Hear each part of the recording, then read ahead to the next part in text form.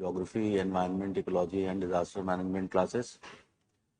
So I think you people are quite new to the preparation of UPSC.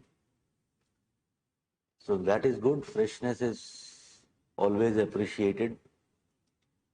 And if you are fresh, the chances that you will be succeeding becomes high, particularly if you have reached a correct destination in terms of your preparation. I always say when the board is clean, it is much easier to write over it rather than if the board is already filled with so much stuff. You have to rub it and essentially it becomes dirty. So today's class, what I'll be doing, number of things we will be talking about. I'll just talk about general things, what students have been doing mistake. And I hope that already the basic orientation classes have been done. So you already know the overall strategy, but I'll give my inputs little bit about what's going wrong. And then we'll move on to and we'll shift to understanding of the GS paper 1, particularly the geography and environment. And environment, you know, is in paper 3. So you can understand, I am actually more teaching in Karol Bagh there. What we did there, we conducted one survey kind of thing. And that survey, actually, we called it as UPSC diagnosis. And in this UPSC diagnosis, we prepared a very detailed form and asked the students to fill that form and come to us for discussion about how they are preparing and everything. Around till now, we have catered to more than 1,200 students. You know, what was one thing which was even very surprising for us? We knew that this was a problem, but we didn't knew that the problems was of this magnitude.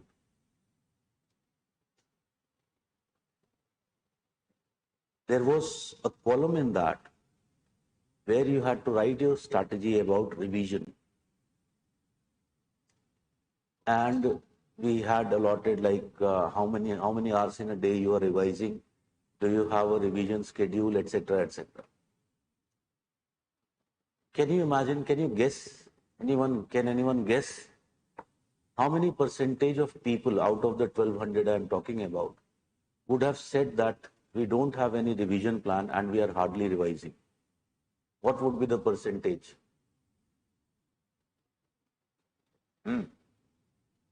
Guess maro yaar. 70, 80. The percentage was 99.9%. And I am talking about students who were freshers, students who were in their first attempt, second attempt, third attempt, even fifth attempt. And then and there, you understand where is the problem. See, the human mind is framed in such a manner, it is wired in such a manner that we always appreciate newness, freshness. So we always want to do something new. What becomes very challenging, what becomes very tough is repeating the same things again and again. So suppose at home, if you have to eat the same stuff daily, will it become boring? Yes or no? Obviously it will. For me it will, at least.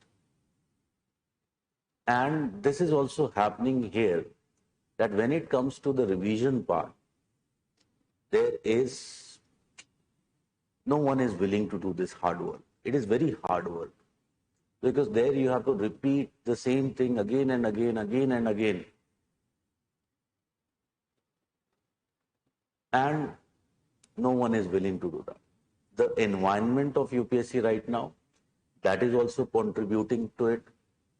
You can understand that there is so much information noise. There is so much of noise, so much of everyone. See, our stuff is better. You take this free, that free. Everything is available. There is YouTube, there is Telegram. And students are very confused. And they always get something stuff, some new stuff to essentially study. Ultimately, what happens? You hardly get time for revision. Now, let us see where the problem lies further. How many hours in a day, ideally, a civil servant or a person who is preparing for civil services should be studying? Okay, let us keep it between 10 to 12, which is, I think, very ideal in the early stages. I believe that 10 to 12 hours before the examination, 2-3 months before the examination is actually possible. But not like when you are far away from the examination. You don't get that kind of intensity. Still, if you are able to put in like 8 to 10 hours, it is going to be very good. So now let us put this. Suppose I am doing my classes. So think, my GS class, how much time it will take? 3 hours?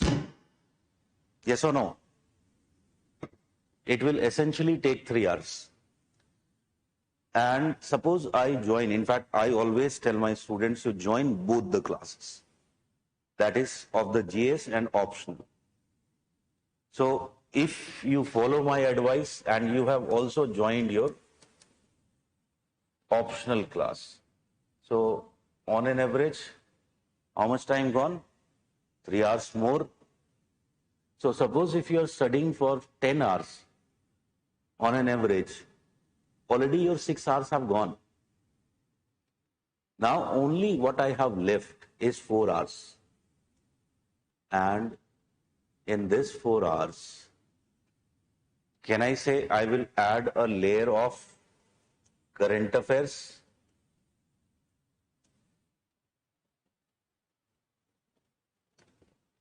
दो घंटे तो लग जाते हैं. Like for example, if you are reading your newspaper,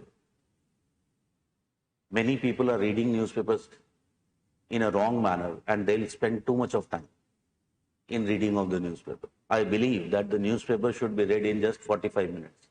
You essentially have to scan through the newspaper and look into how the events are occurring in space and time. That is the only role of newspaper, and getting some stuff from your optional point of view. Otherwise, the magazines which are there, people, lots of a team is there, which is putting lots of hard work. And essentially, that current affairs from those magazines, you just have to mug it up. But still, reading the magazine and the newspaper, it will take around 2 hours. कितने घंटे गए? 8 घंटे. अब कुछ बचा life में इसके बाद. Now, whatever 2-3 hours extra I can put up, can you imagine now I have a choice? My choice will be between if I read something new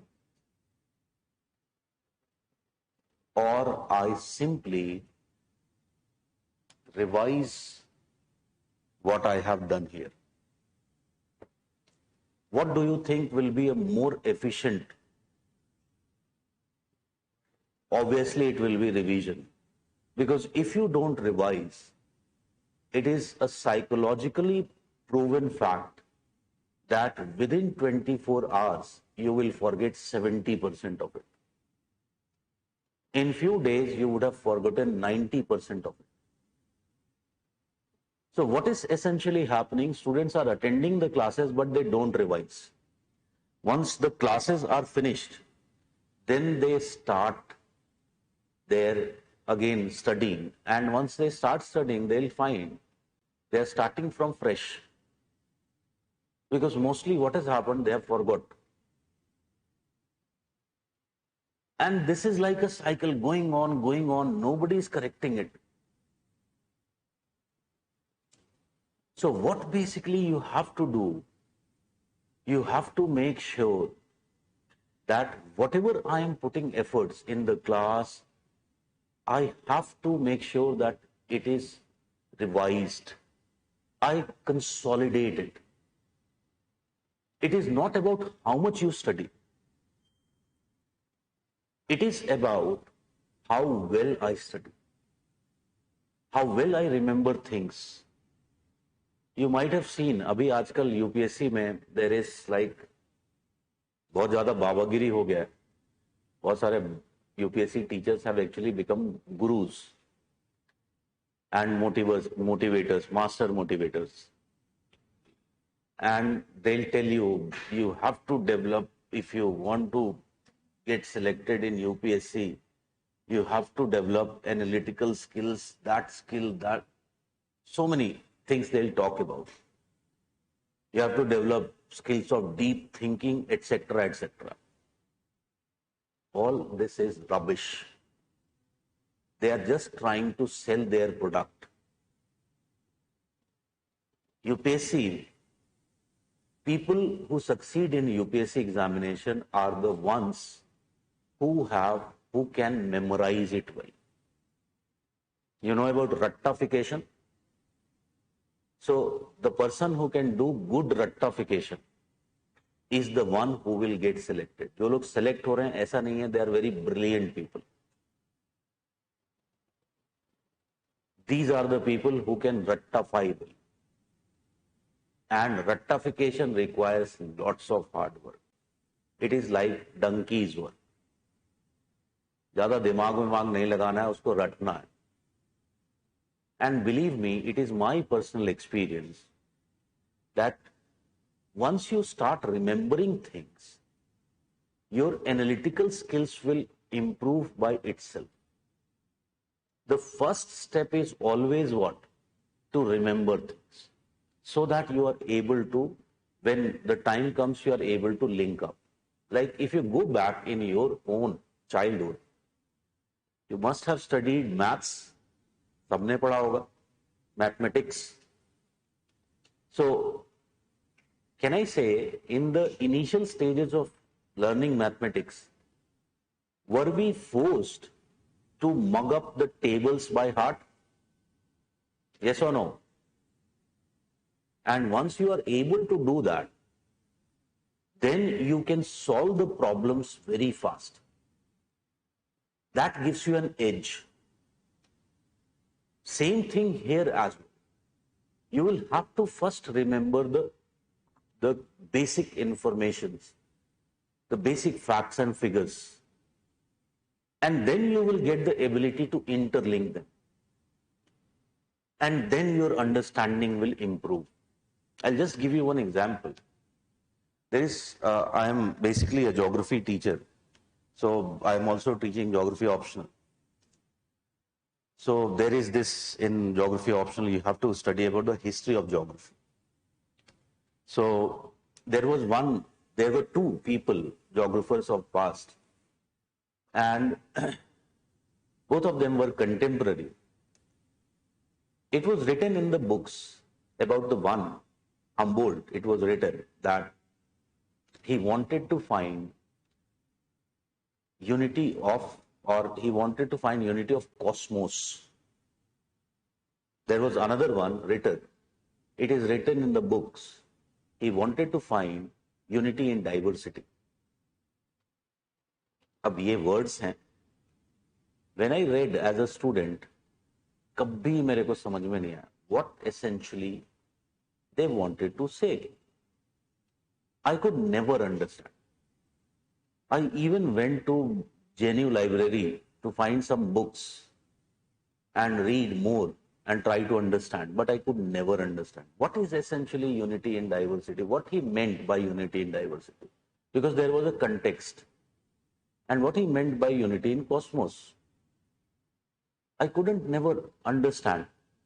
Later I became the teacher. And once I became a teacher, you can understand, in a year almost 4-5 times I am repeating the same stuff. Can I say if I would have done this for 4 or 5 years, that means at least 25 revisions ho gaye? And 25 revisions, the things will ultimately stick in your mind and you'll remember everything. Once I started to remember these facts and figures, then one day it occurred to me by itself what was the meaning of unity in diversity and what was the meaning of unity of cosmos. I realized that both of them wanted to say that we should develop science of geography. In science, can we say there are principles, and these principles can essentially explain so many phenomena across the world. So basically what they wanted to do was they wanted to discover this unity means the science principle. And it would have never occurred to me if I didn't remember the facts. I just interlinked and I essentially discovered the meaning of that. So this is what is the power of memorization. So if you are here, you will have to do it.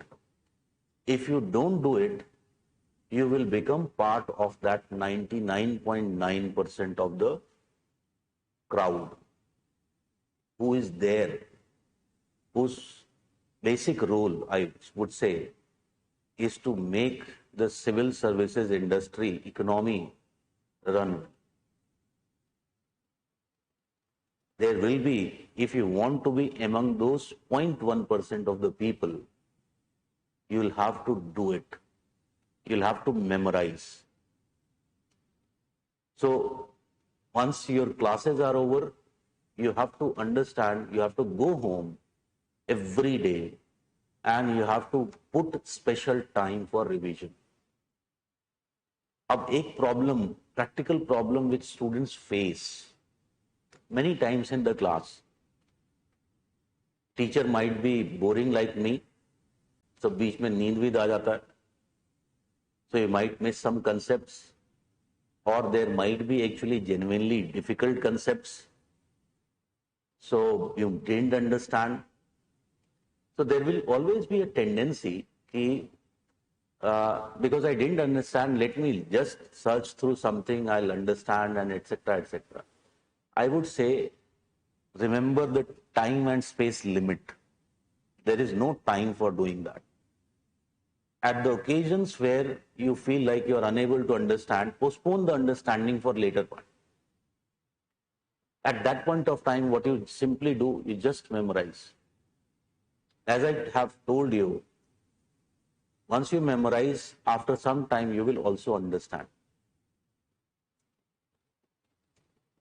So this is, I really believe, is a very important and powerful message you people needed to know, so that you also don't repeat the same mistake which 99.9% of the people are doing.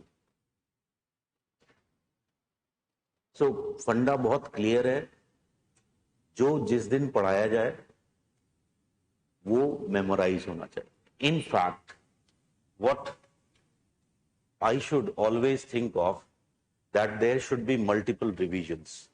First revision has to be done within 24 hours. Your next revision of the same stuff should be done within 7 days. Then within 14 days. At least these 3, if you talk about, revision cycles should be completed, minimum. And this should be done along with the classes.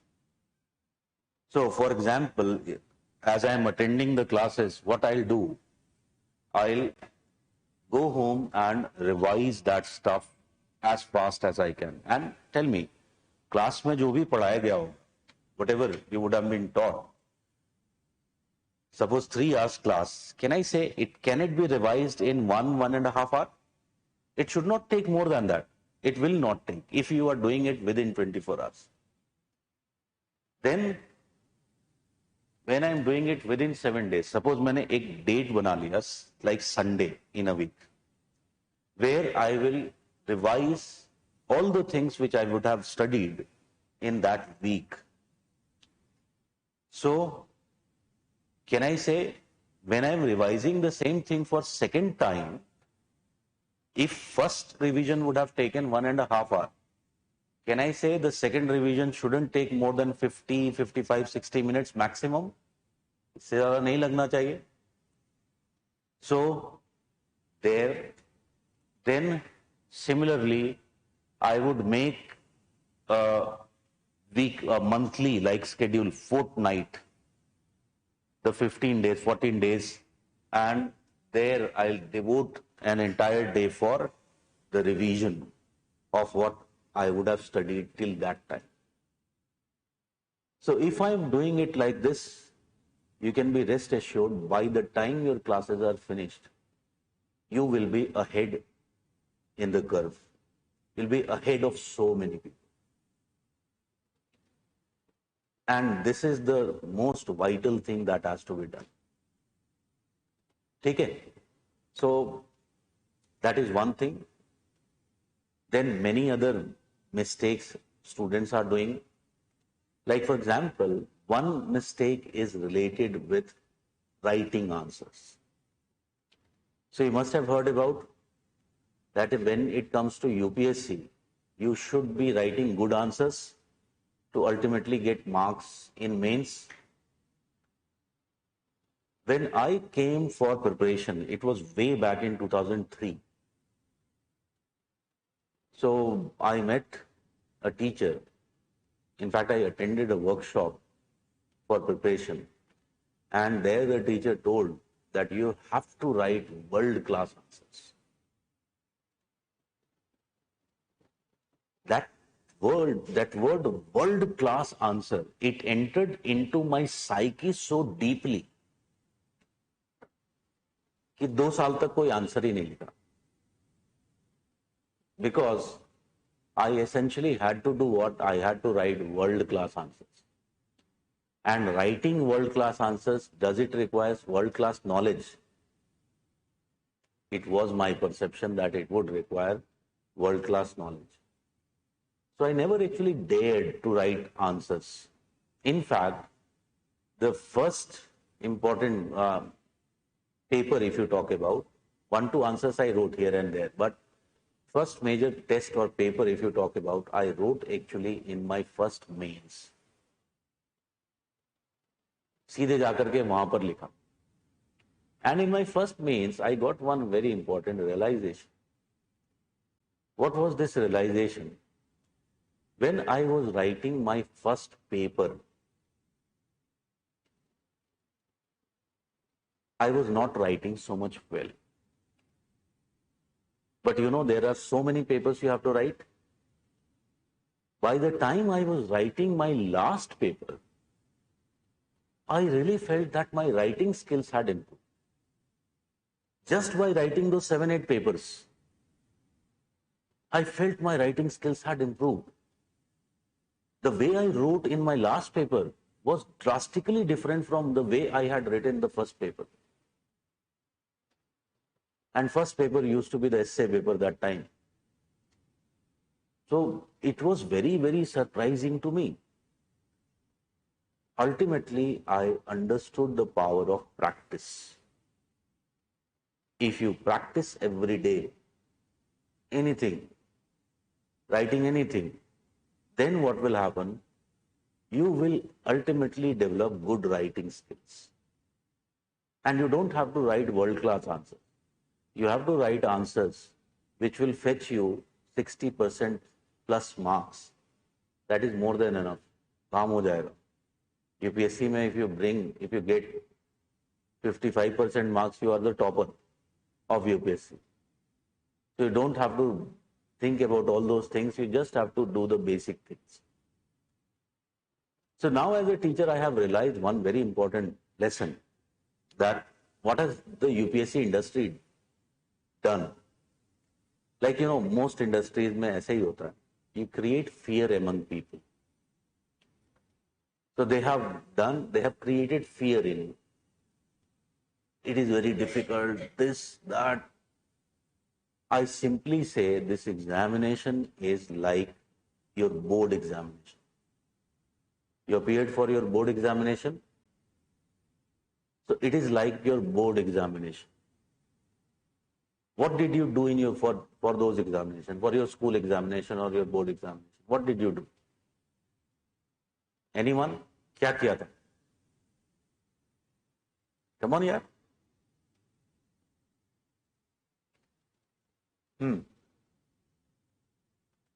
I remember what I did.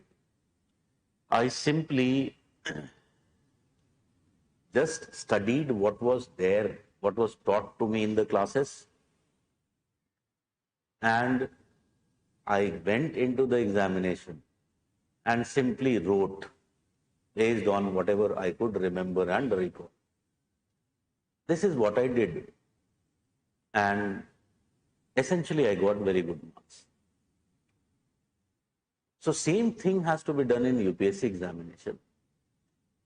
The only thing is that there is a layer which we add, which will help you, which was not we didn't do at that time, and that was a little bit about answer writing. You have to write more correct answers, like more relevant answers to what has been asked. That is the only layer which is added here. Otherwise, those same things have to be done. You just have to memorize what was taught in the class, go in the exam and spit it out. Okay? So from today itself, what you can do, if you realize this, from today itself, you can start writing something. Kuch bhi likho. Because writing is essentially what? It is a skill, a art. And art की अगर हम बात करें, there is a science behind it also, which will be taught to you in the classes. But it is essentially also an art. And can we say one thing about arts is that you get better and better if you practice? Yes or no? That is something true with art. So if you practice writing every day, because writing के तो same फंडे होंगे ना यार. Like for example, tell me, can we say writing is a type of communication? Yes or no? It is definitely a communication. You are communicating with your reader. In this case of UPSC, your reader is going to be your examiner. And if I'm communicating, right now I'm communicating with you, and suddenly I start speaking in Mandarin. How many of you will understand? किसी को समझ में आएगा? I doubt. खैर Mandarin मुझे भी नहीं आती है, मजाक कर रहा था.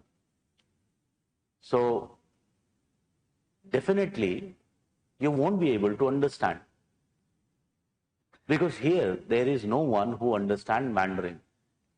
So I'll speak in a language which you understand, which you are able to grasp.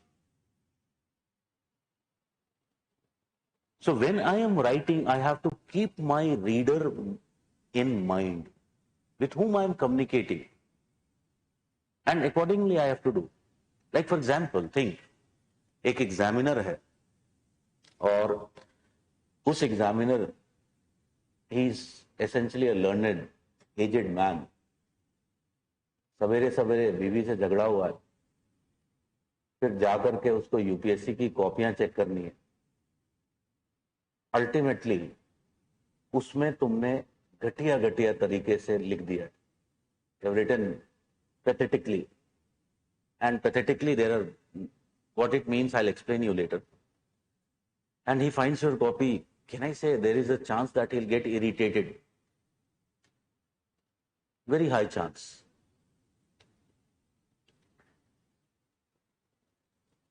How many of you have seen that there is something referred to as Bear Act? Constitution Do you know about Constitution? And do you know that Constitution is considered to be written in very tough language? You'll read it later. It is one of the criticism of our Constitution that it was written mainly by lawyers, technical experts. So once you read Constitution, you will find the sentence begins and it never ends. चलता रहता है वो sentence, चलता रहता है. And by the time you have reached a part of the sentence, you'll forget about what was in the early part of the sentence. So like for example, if you write too much long sentences, can I say, will it become difficult for the reader? Obviously, it will become difficult. So likewise, there are several principles, some science behind how to write well. But essentially what you have to do, you have to practice writing. और कोई जरूरी नहीं है कि it has to be always answers that you are writing. I always say that it can be anything. Like for example, I told you that I didn't write answers in my first attempt when I was giving. Fortunately, I qualified also for the interview. And when I qualified for the interview, one of the biggest problem that I faced was to fill the form and write about my hobbies. क्योंकि कोई hobby नहीं थी. Most of the time, middle class person's life goes in so much of the pressure which is there from the family about study and everything. So hardly I had any hobby. One, I had watching football. But at least people told me कम से कम 2 hobby तो लिखना चाहिए. So someone suggested me you write diary writing as a hobby and it will be good and it is easy to prepare. So I wrote. Then I went for some mocks and people asked me questions on diary writing. I was not able to very well answer many of the things. So one of the persons suggested me that actually, even if it is not your hobby, what you do, till the interview, you write daily. Then you will get that confidence because you would have actually done it for 20 days. So I started writing diary every day. Every night I used to, before sleep, I used to write diary. Ultimately, it actually became my hobby later on. And you can imagine, once I had finished writing diary for 6 months, my writing skills drastically improved. If you, for example, if you inquire about me, I'm very famous in the Karol Bagh and very famous for particularly one very important thing. My most famous program is 500 plus program, where I teach the entire optional through 500 questions. So what happened? I became like a master answer writing person. But I didn't write answers too many. What I was essentially doing, I was just writing every day. Something I was writing. It became a habit for me. Now, once you also have a knowledge and you have to write, and writing is your habit, can I say it will be easy? It will definitely be easy. So from today itself, what you can do, you can start writing something. कुछ भी लिखो यार. Write love letters to the person you love. That is also a kind of writing. But don't miss any opportunity to write, because essentially just there is an inertia in the beginning which has to be shed, and we have to improve in writing as we progress. Okay? So I would again suggest, it can be anything. You can also develop this diary writing, or for example, if you are reading newspapers, every day what you do, choose one article. Read that article 2-3 times in a day. Before sleep, you write a précis of that article. You know about what is précis? A summary in less number of words. For example, I'll write it in 150 words. So before sleeping, what you do, you just write a summary of that article in 150 words, and that will be more than. Okay? So don't make this mistake, don't fall for this, that jab tak mere paas knowledge nahi hoga, till that time I will not be doing answer writing. Okay? Knowledge will gradually keep on coming, and you just have to do what? You have to essentially start writing, write anything. So that is another mistake which I really believe students are doing. Also, number of things. If I just ask you, what do you think is the case?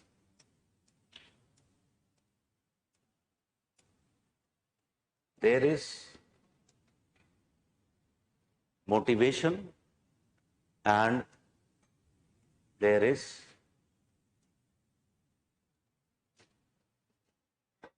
discipline.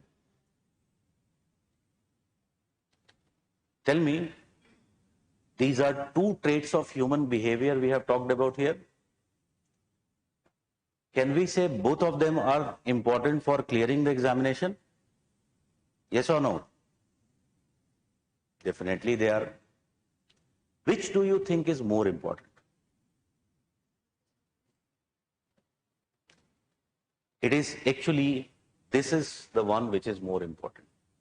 And believe me, if you are disciplined enough, you will have self-motivation. You will not need anyone to motivate yourself. You have to be consistent, you have to be disciplined. You just follow a regime, you just follow a routine of what every day you will be doing. And if you are able to achieve it, believe me, you will be self-motivated. जरूरत ही नहीं पड़ेगी किसी की. And why? What is happening today, most of the students are unable to follow this.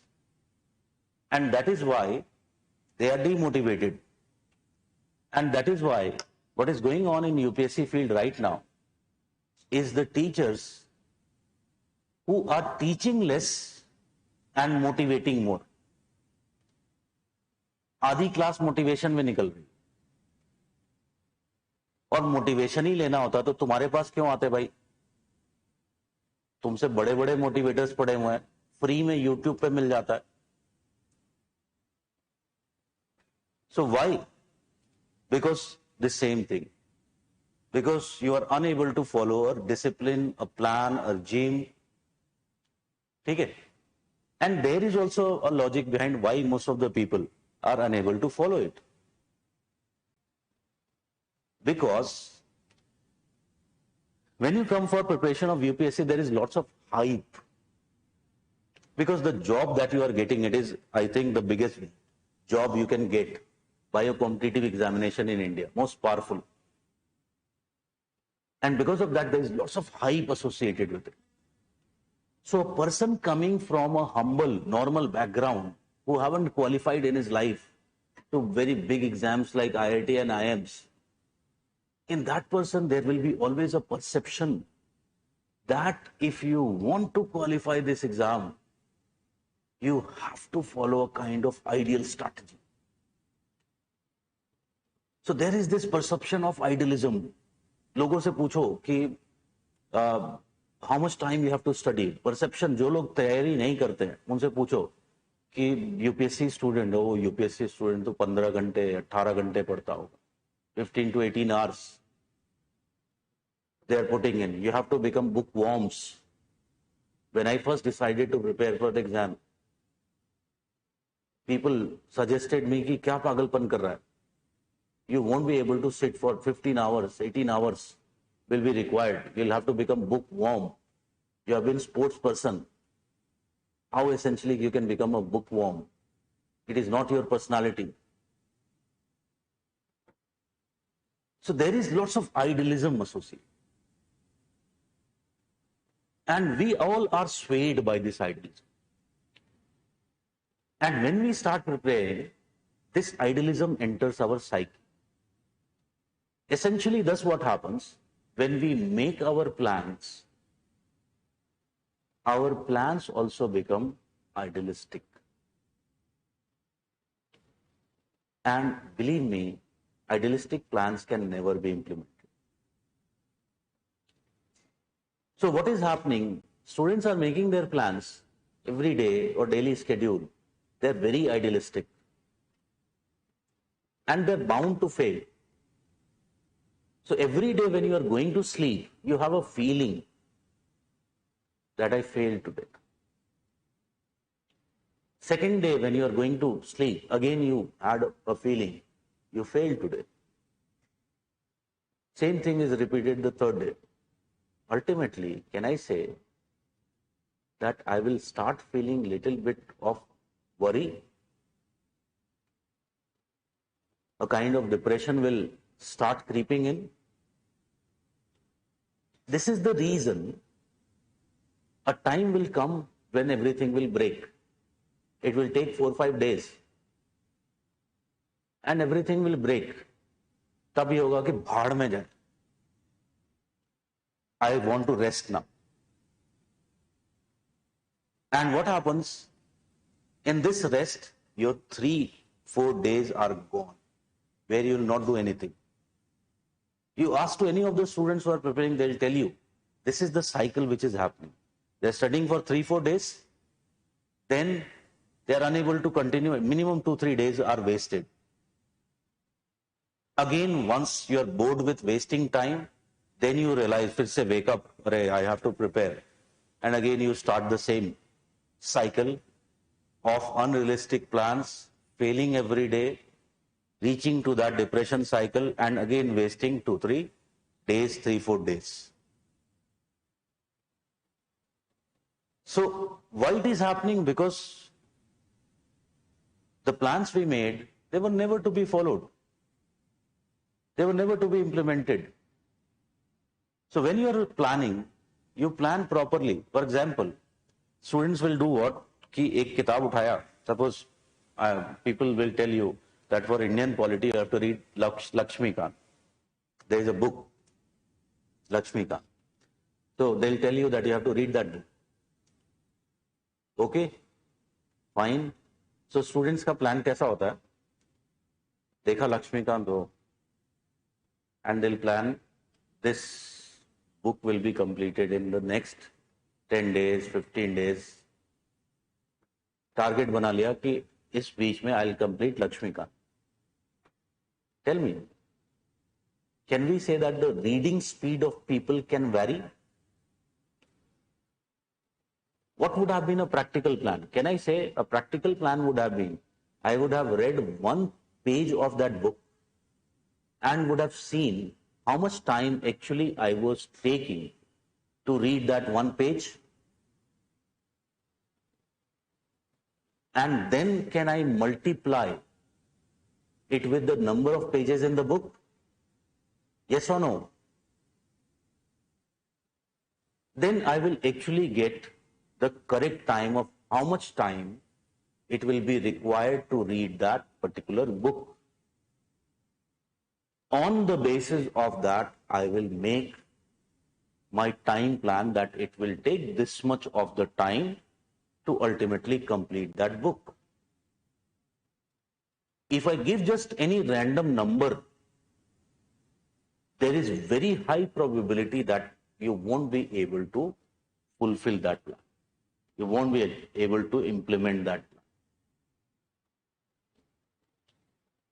I hope you are getting my point. So why it is happening? Ideally, it should be, this is the sequence. You remain disciplined, you study almost every day. You can take in between little bit of breaks. सबको जरूरत होती है. But you have to remain disciplined. Even the breaks should be a kind of plan. And if you follow this, you will feel motivated throughout. And this journey, this pathetic journey, I simply say this is very pathetic journey. Because learning should not be like this. Learning should be more relaxed. Here you are not relaxed because there is severe competition.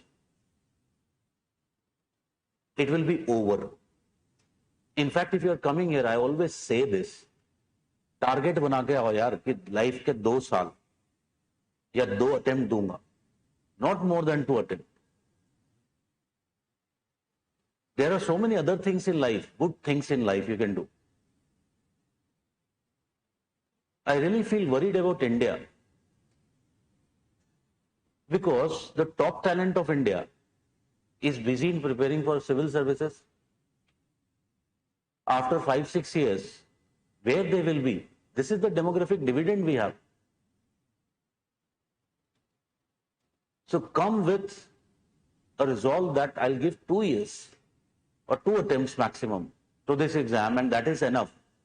Either I'm in or either I'm out. I'll do something else. And anything which gets you selected can be done within, I would say, 11 to 15 months. More than enough. Maybe in your first attempt you did some mistakes and due to which you didn't qualify. You can correct them in your second attempt. But second attempt में भी नहीं हो रहा, तो just go out of it. Be very clear about this. But this can be achieved only when I am following a particular regime or discipline. I am very disciplined. Okay? So that is something which you have to be very, very clear. Make your plans very realistically. ठीक है? मैंने ज़्यादा ही थोड़ा सा motivate तो नहीं, strategy पे बात कर ली, but it was a more like general strategy. So coming back to what I will be teaching, I will be talking about geography and also the environment part. Now you know, I hope you have seen the syllabus. How many of you have done so? Seen the syllabus of your GS?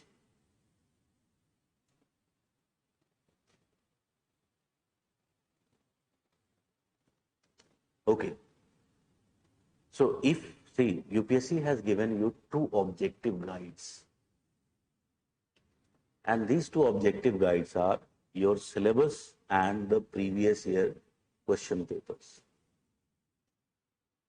If you do not have these and if you have not studied them, you are like a blind person. Anyone can fool you. Anyone. These are 2 objective guides which will never fail you. They'll always be there with you.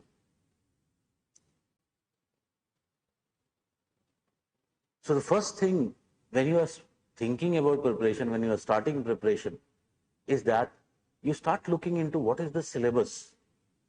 And along with the syllabus, also look into what type of questions have been asked. You'll get an idea. You'll not understand everything. What is there in the syllabus and PYQ from the first day. But you'll start to get a feel, an idea of what this exam is all about. So if you have seen the syllabus, you know there is prelims examination and mains examination. If you look into the prelims examination, they have not defined the syllabus well. Like there is geography of India and world. That's it. इतना ही लिखा है. Environment and ecology. इतना ही लिखा. Now what they are going to ask from this? Because once you are saying geography of India and world, it becomes too vast. It becomes too vast. So it is not defined there.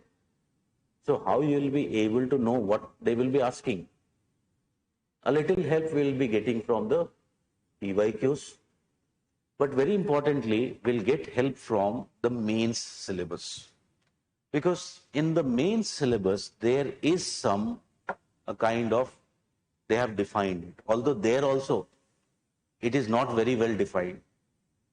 But still there is defining of the syllabus little bit taking place. So there they have talked about you have to study the physical geography, you have to study the human geography. At places they are written about India, about the world or South Asia. So likewise. So if you actually look in the paper 1 of GS,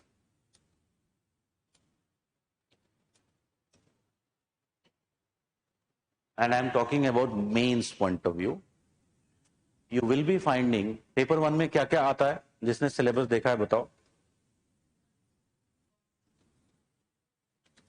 There are 3 parts in paper 1. One is history, and you know history has many parts here, like there is modern history, there is culture, there is world history, there is post-independence history.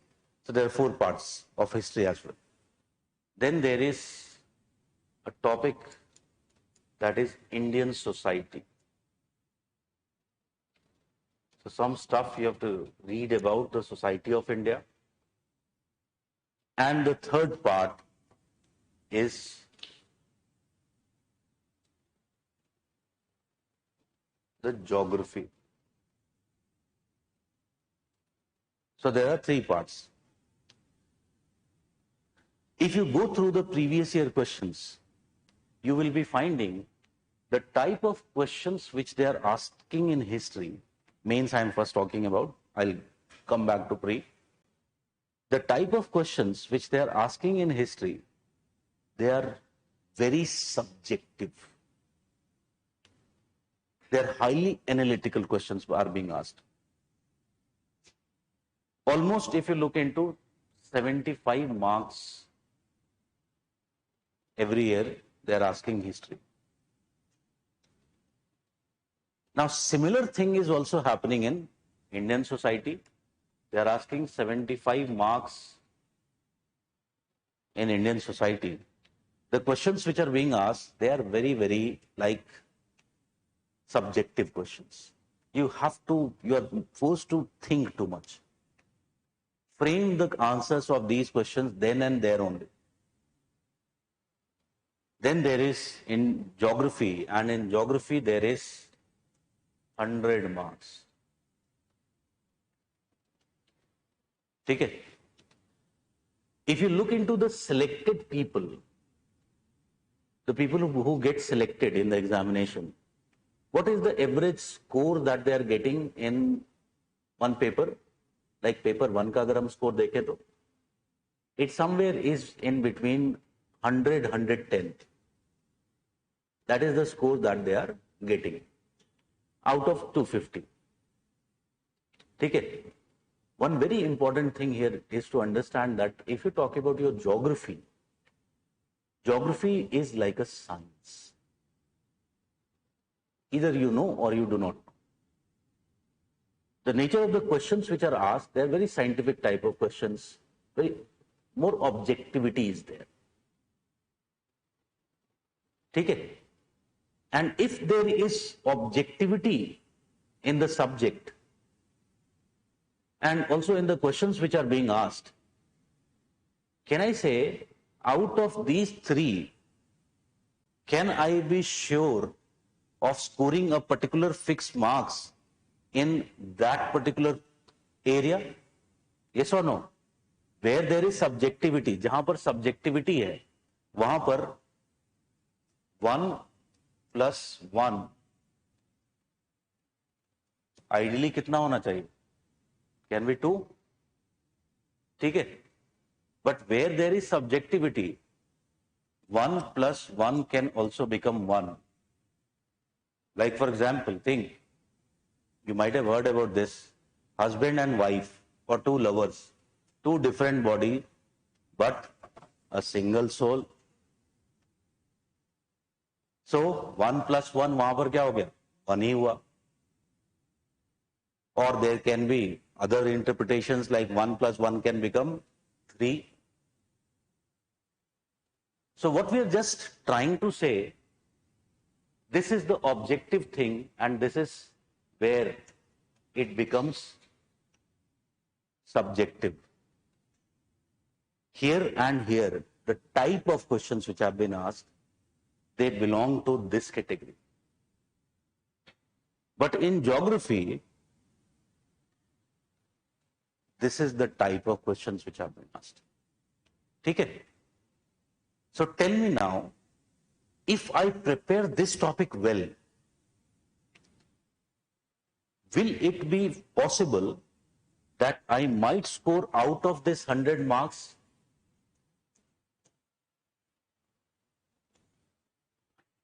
Is it possible? किया जा सकता है. In fact, अगर अच्छे से किया है तो this can become 60 also, if I have done it well. Once I have scored that 50 to 60 marks here, total कितना score करना था? 110? Is my half the task done? I think so. Now, out of 150 marks, you have to score 50 to 60 marks.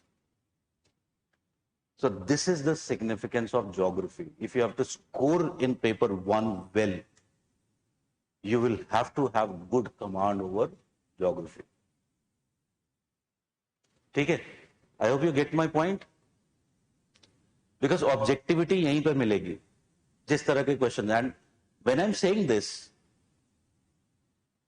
being a rational human being, in fact, human beings are rational. You should go home and look into the previous year question, whether the sir who was talking so much, did he say something correct or he was just bluffing? So you should go home and check actually that which type of questions have been asked. You will find that geography was the area where more objectivity was found, where the answers will be more or less fixed. If my answer is 1 plus 1 is equal to 2, examiner answer will be also 1 plus 1 is equal to 2. In other areas, it is not sure of this paper, the type of questions which have been asked. I might write something else, examiner might think something else. So it is not necessary that my answer will also match with the model answer. But in geography questions, you'll find that whatever you are writing, वही है. Book में भी वही लिखा होगा, teacher भी वही पढ़ा रहा होगा. So the chances that my answer will match with the model answer will be high. And thus the chances that I'll score 50-60% will also be high. Okay? So that is one. Second, why it is very important for you. This year, have you heard about this year paper? It has created a kind of so much uproar, so much anger.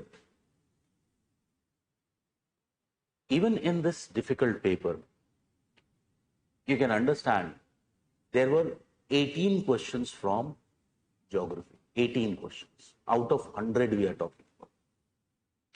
If you add environment and ecology to it, you will be finding that this goes to 32.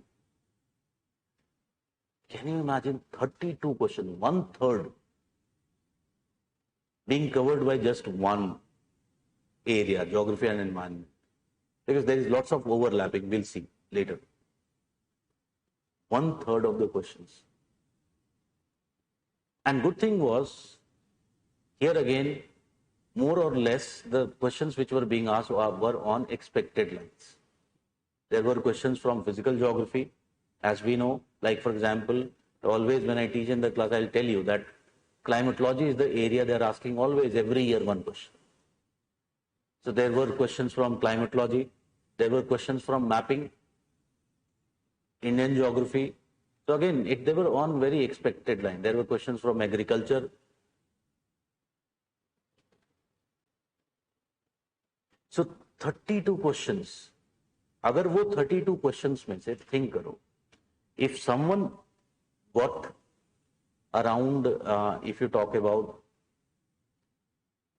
20 of them correct, it was possible. 32 में से 20 तो यार सही से पढ़ा होगा तो करना चाहिए ना. The questions were also not so much tough, particularly geography questions. So if you got 20 of them correct, 20 से कितना हो गया? Score will be 40. You'll get a score of 40. One of my students who was not very sure he'll qualify this year prelims because he was getting a score of 77 from the various keys which were there. He has qualified this year. So our expectations, जो हम लोगों ने पहले expect किया था prelims का paper देखने के बाद, that the cutoff will go down drastically, it seems to be true. Last year the cutoff was around 89. This year it seems like maybe it is near 80. In fact, even maybe lower than that. So think about this. Think again the numbers. You have scored already 40. और अभी भी तुम्हारे पास कितने question बचे हुए हैं? You have got 68 questions left still. Out of those 68 questions, 20 और तुमने सही कर लिए. ठीक है? Can I say that you are through? Prelims हो गया. And this ratio of the number of questions, if you look into, you'll find almost every year it is like this. Geography and environment questions together, they are making up 30 plus questions. So this is the significance of this topic. Okay, so I hope you got my point. So this is the area which is we are dealing with. So इसका मतलब है कि मैं तुम लोगों के लिए बहुत इंपॉर्टेंट आदमी होना चाहिए. Because whatever I will be teaching you, it is going to help you out in clearing the examination. And it has a critical role to play in your success. So that is the thing. Now little bit, let us talk about the subject, what this geography is all about and what are the areas that we have to prepare and everything. So, because we have all studied geography, schools में पढ़ा है. Can anyone tell me what is geography? कोई बता सकता है मुझे? What do you think geography is?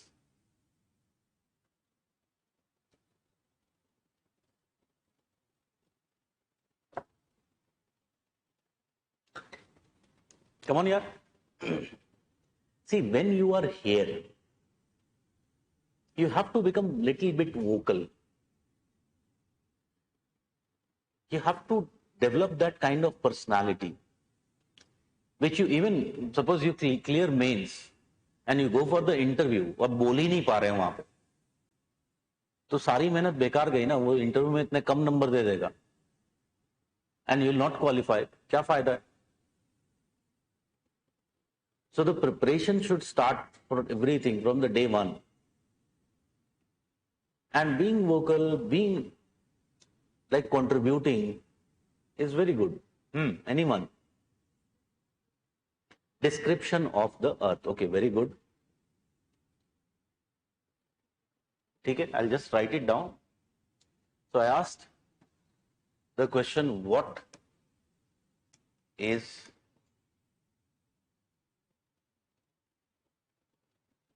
geography? So, description of earth. Anyone else wants to add something? कुछ add करना है? Study of earth and its features. So you have added here a word study. So study of earth and its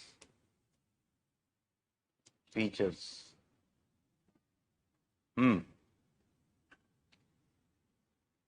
Anything else?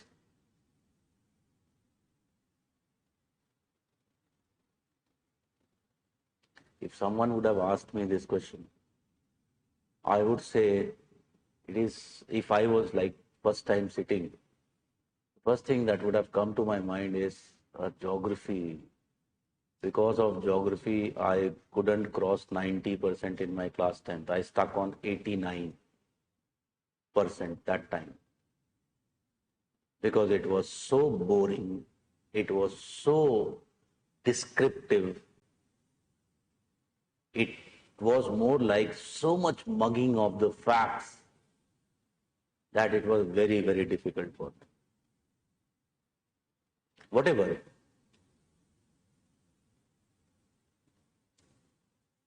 Another thing that would come to my mind, if someone asks me, and it is not only about geography, it is about all other subjects that you will be studying. So remember that we are studying these things essentially for what? For clearing the examination. इसको भूलना नहीं.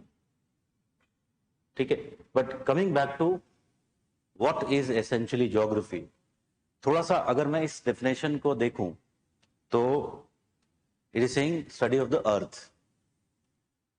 Can I say this same definition other disciplines can also say? Like for example, is biology also studying earth? It is studying the features of the earth. One of the features of the earth is the biosphere. It's also involved in study of that. So we have to, when we are talking about this definition, we have to become more specific to what we are going to study.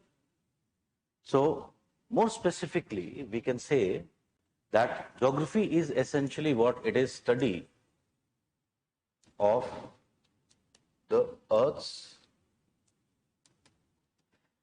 surface as the home of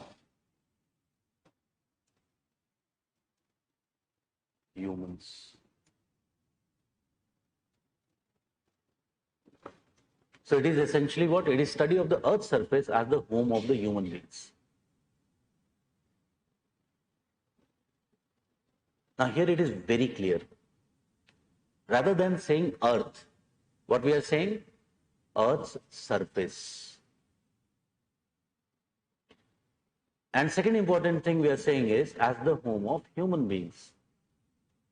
So we'll learn that if you talk about geography, what is the core in geography which we are studying? The core, the most important thing in geography is we are essentially studying the human and environment relationship.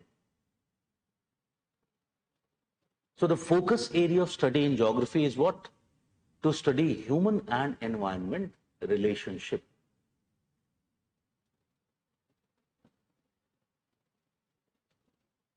So the meaning here is we are focusing upon study of human and environment relationship, this two-way relationship. How human beings are affecting the environment, how environment is essentially affecting the human beings. That is the core of geography. ठीक है, अब मैं इसको break कर लूं. Environment, for example, if I break environment, so can I say environment, one part of the environment is it lithosphere? Surface. So that is one part of the environment. There is a second part of the environment. Can I say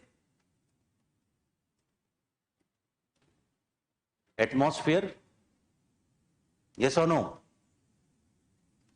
Then there is the hydrosphere, and then there is also the biosphere. So these are the four pillars of environment, four pillars of nature. And you will see all of these are interlinked to each other. So what is happening in the lithosphere will affect or can affect the atmosphere also. Okay, like for example,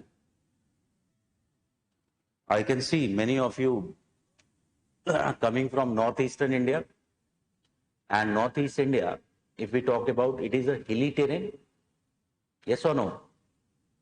Particularly if you go in areas of Nagaland, Manipur, Mizoram, Arunachal, it becomes hilly. Meghalaya also, it becomes hilly. So in such hilly terrains, tell me what happens as I go higher up. What happens to temperature? Is it cooler? Obviously, it is cooler. So with altitude, we find that temperature declines. So can I say lithosphere and atmosphere, is there a linkage? Definitely there will be a linkage. Or we देख लो example, like suppose if I know that this is the Tropic of Cancer, 23.5 degree, and we are in the northern hemisphere. Okay, we know that sun maximum कहाँ तक reach करता है, direct rays of the sun till here only. If a mountain is located here, we are in the northern hemisphere. Tell me, can I say it will be the southern slopes of the mountain which will receive more direct sunlight, not the northern slopes? Yes or no? So again, you can see how lithosphere and atmosphere, they are interlinked to each other, they are connected to each other. Okay. So there is connection between these. So what geography does? One of the themes in geography, one of the core things in geography is the study of environment. And in this study of environment, we are studying lithosphere, we are studying atmosphere, we are studying hydrosphere, we are studying the biosphere. All the four spheres we are studying. This study of the environment, इसी को हम क्या बोलते हैं? We call it as physical geography. This is the physical features of the earth. ठीक है? But don't forget, what is our final objective? To study, to understand the human and environment relationship. But human environment relationship के लिए पहले तो समझना पड़ेगा ना कि environment क्या है. So that is why we are studying physical geography, to understand what is essentially the environment. Once you have understood this, then comes the human geography. Second part is essentially the human geography. And in human geography, what we are doing, in human geography, we are trying to now establish this relationship of human and environment. Okay? So, here is the anthroposphere. That is the human sphere. And human sphere is connected with the environment. It is dependent for our survival. We are all dependent upon these elements of the environment. Okay? So whatever activity we are doing, जो भी हमारी activities है, they can be seen from this perspective of human and environment relationship. ठीक है? Like for example, right now I can see all of us almost wearing cotton clothes more or less. ठीक है? And like for example, you can see that I am wearing a t-shirt. Tell me, will it have been the same case if it was winters? अब राहुल गांधी तो हूं नहीं. I would have been wearing some jacket or something. But definitely, can I say that thus the clothes I am wearing, is it reflective of human and environment relationship? This is a relationship with environment. Similarly, think another thing, like if I go in the villages of India, particularly the villages which are not located in Himalayas. Himalayan villages have like a different texture. But rest of India, the villages, the houses which are there in the villages, If you go there, you will find one common theme in all the houses. And what is this common theme? There is an open space in the houses. This open space, in Hindi, it is called angan. You can call it as courtyard. There is a courtyard, an open space.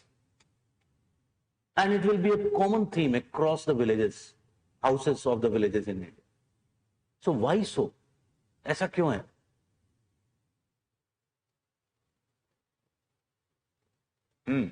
Anyone?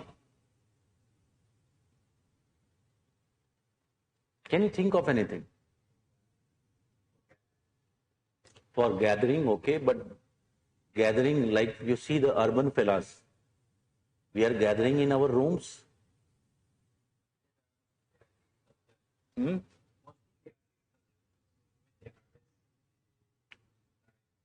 When they harvest, if you keep your harvest thing in open, come on here, it will not be useful.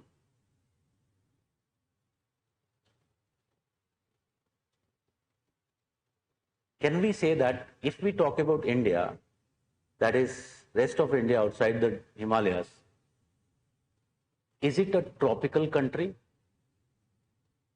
Yes or no? It is a tropical country. That means it is warm and humid. And if it is warm and humid, can we say the rooms will become hot? However, if there is an open space and the doors and windows of the room are opening towards this open space, will there be circulation of air inside the rooms? There will be circulation of air inside the rooms. And this is what is found in majority of these villages. Although देखेंगे अभी बहुत changes होने लगे हैं. Like for example, even in the villages now you will be finding that ACs and coolers have reached. So slowly what will happen when the houses are being remodified, the courtyard is getting lost. Like you'll find urban architecture mein the courtyard is almost negligible now. But can we say that courtyard is essentially an example of human and environment relationship? It is essential. Or take the houses of these village houses if you talk about in India. अगर मैं उन houses की बात करूं तो when I am in northeast India, particularly in the villages, you'll find that the houses' roofs, it is very common, particularly if you go in Meghalaya, the roofs of the houses are conical in shape. As I go further towards west, in Bihar, in West Bengal, you'll find that the roofs will become sloping. This kind of sloping roofs would be found. As you go further towards the west, essentially you will be finding that particularly in the eastern Rajasthan region, you will be finding that the roofs will become more flatter. As you go in western Rajasthan, it will again become sloping. If you go in Himalayas, again you will be finding sloping roofs. Again, it is all because of what? It is all related with the climate. In northeast, can I say it is the area in India which receives maximum precipitation? Very heavy precipitation, very heavy rainfall. So you have to make the roofs like that. If you go in West Bengal, Bihar, eastern Uttar Pradesh region, there also, there is good rainfall taking place. Between 100 to 200 centimeters of rainfall is occurring, which is very good rainfall. So again, you have to make the roofs in sloping manner that water is not stored. I am going in eastern Rajasthan region, it is semi-arid, semi-dry region. And in semi-dry region, can I say water harvesting should be done?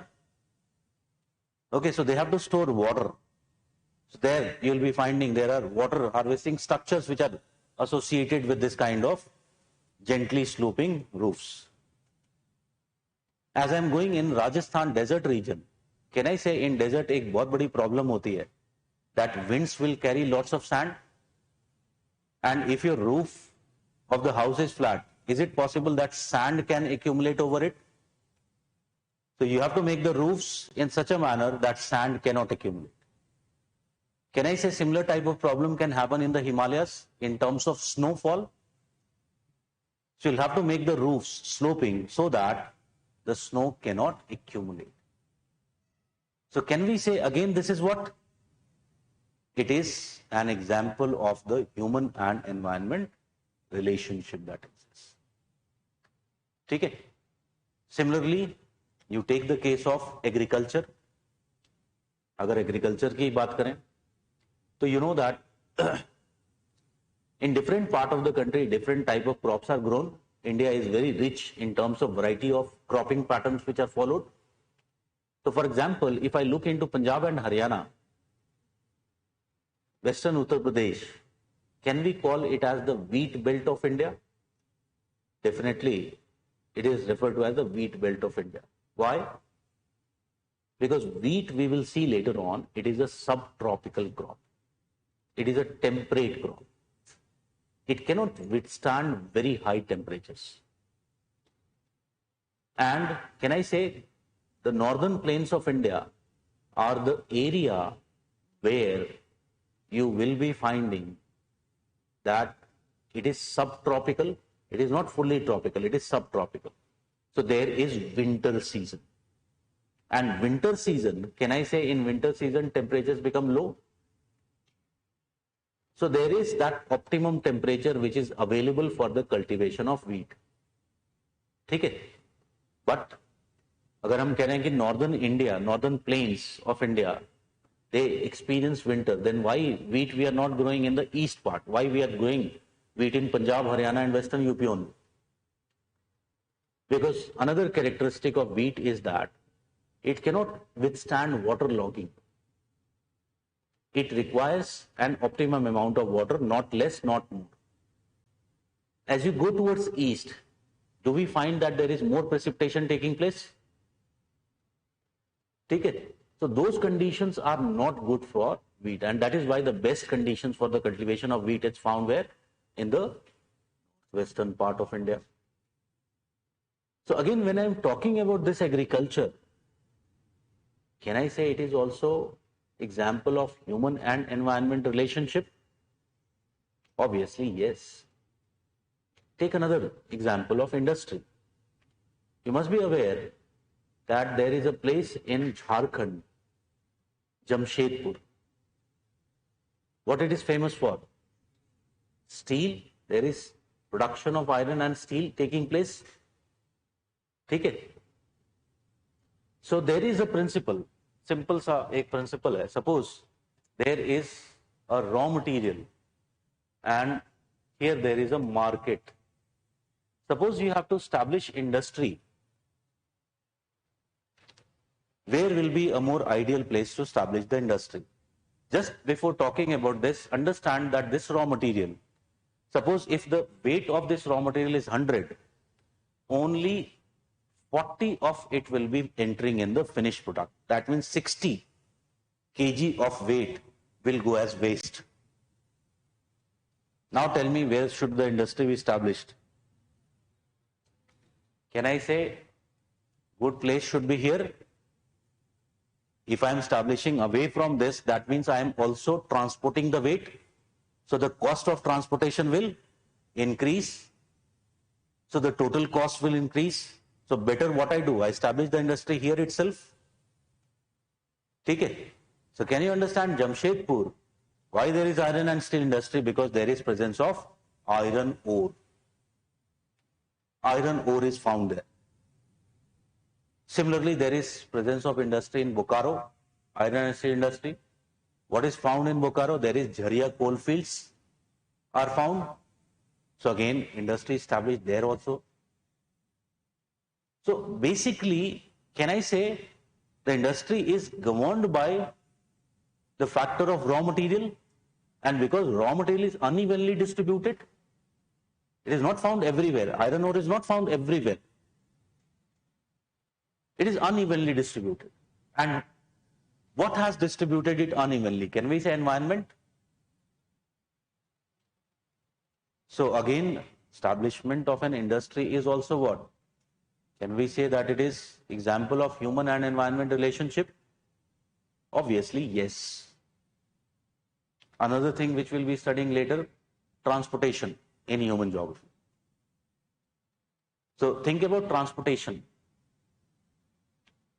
And I'll tell you one story about transportation. My grandfather, he used to live in village in Uttar Pradesh. And he used to tell me one story about, there is another village there. And he used to tell me that if we had to go there, we had to start very early in the morning. At 4 a.m., we'll start walking and we will then be able to reach that village by evening 6. Today when I go there, with my car, I reach that village in 30 minutes. In 30 minutes, I am reaching. Why? Can we say because there is now development of a good roadways and there is a mode of transportation available, which is essentially the car. In old times, they had to walk through the forests. So can you understand any form of transportation, what essentially it is doing? Can we say that it is leading to shrinkage of time and space? It is part of the environment, time and space. So if I am developing a transportation network, what I am doing? Can we say we are reducing the time taken for travel? We are shortening the distance in a way. So transportation is also what? It is essentially the function, or it is the same thing, manifestation of human and environment relationship. Another thing hum padhenge, population geography. So we'll be talking about population geography. So think about this. In the plains of India, you will be finding that there is high population density. But if I go towards Himalayas, what will happen with the population density? It reduces. There is less population density. So there are a number of geographical factors which combine together to produce high population density here. One is definitely the terrain, the physical factor is conducive. There is high fertility. So high fertility of the soil, does it mean that will it be able to support more number of people? Obviously, yes. So you see, whatever I'm studying in geography, human geography particularly, can I say it is study of human and environment relationship? So that is the core of geography. So as we said, study of environment we are doing, and then once we have understood the environment, we go to study of human and environment. These are the two major themes that we will be focusing in the classes. अब एक और चीज हुआ है in recent times, something else has happened. And if we talk about this something else, what has happened? Can we say this sphere, has it been expanding? What has happened to the number of people living on Earth? Is it increasing?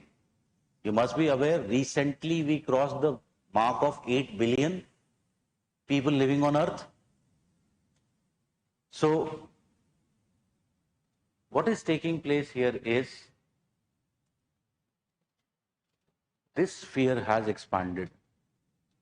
And it is not only the numbers due to which this expansion is taking place. In terms of numbers, this expansion has occurred. But there are other factors also because of which we are putting more pressure, we are extracting more from here. Okay? We are extracting more from the atmosphere, we are extracting more from hydrosphere, from biosphere. एक तो हो गया, ठीक है, कि population numbers are increasing. But tell me, do our habits also have changed? Are our habits changing? Have we adopted a kind of Western culture? Yes or no? Westernization, it has become global today. And along with this globalization also comes several bad practices which were there in the Western culture. One of the bad practice of the Western culture was use and throw culture. It has become part and parcel of our society as well. For example, if you go in a village, you will find the per capita use of water which is done, it is much lesser. People can manage. But if you go in urban societies, can we say per capita use of water is very huge? It is too much. Our system has become like more Western system. We are using the Western toilets, for example. In Western toilets, what do? You flush, एक button dabaya, how many liters of water going? And we are doing how many times in a day? So again, what has happened? Our habits have changed. Also, our technologies have changed. The technologies today are more resource intensive technologies. All of these is combining to essentially lead to shrinkage of these.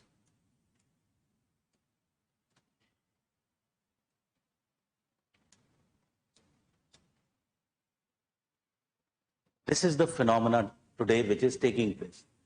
There is expansion of the anthroposphere, but simultaneously there is shrinkage of the environmental spheres.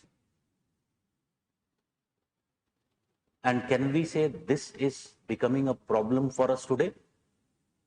Yes or no? Like you might have heard about, if I just talk about the lithosphere, have you heard in recent time about the Joshimat issue?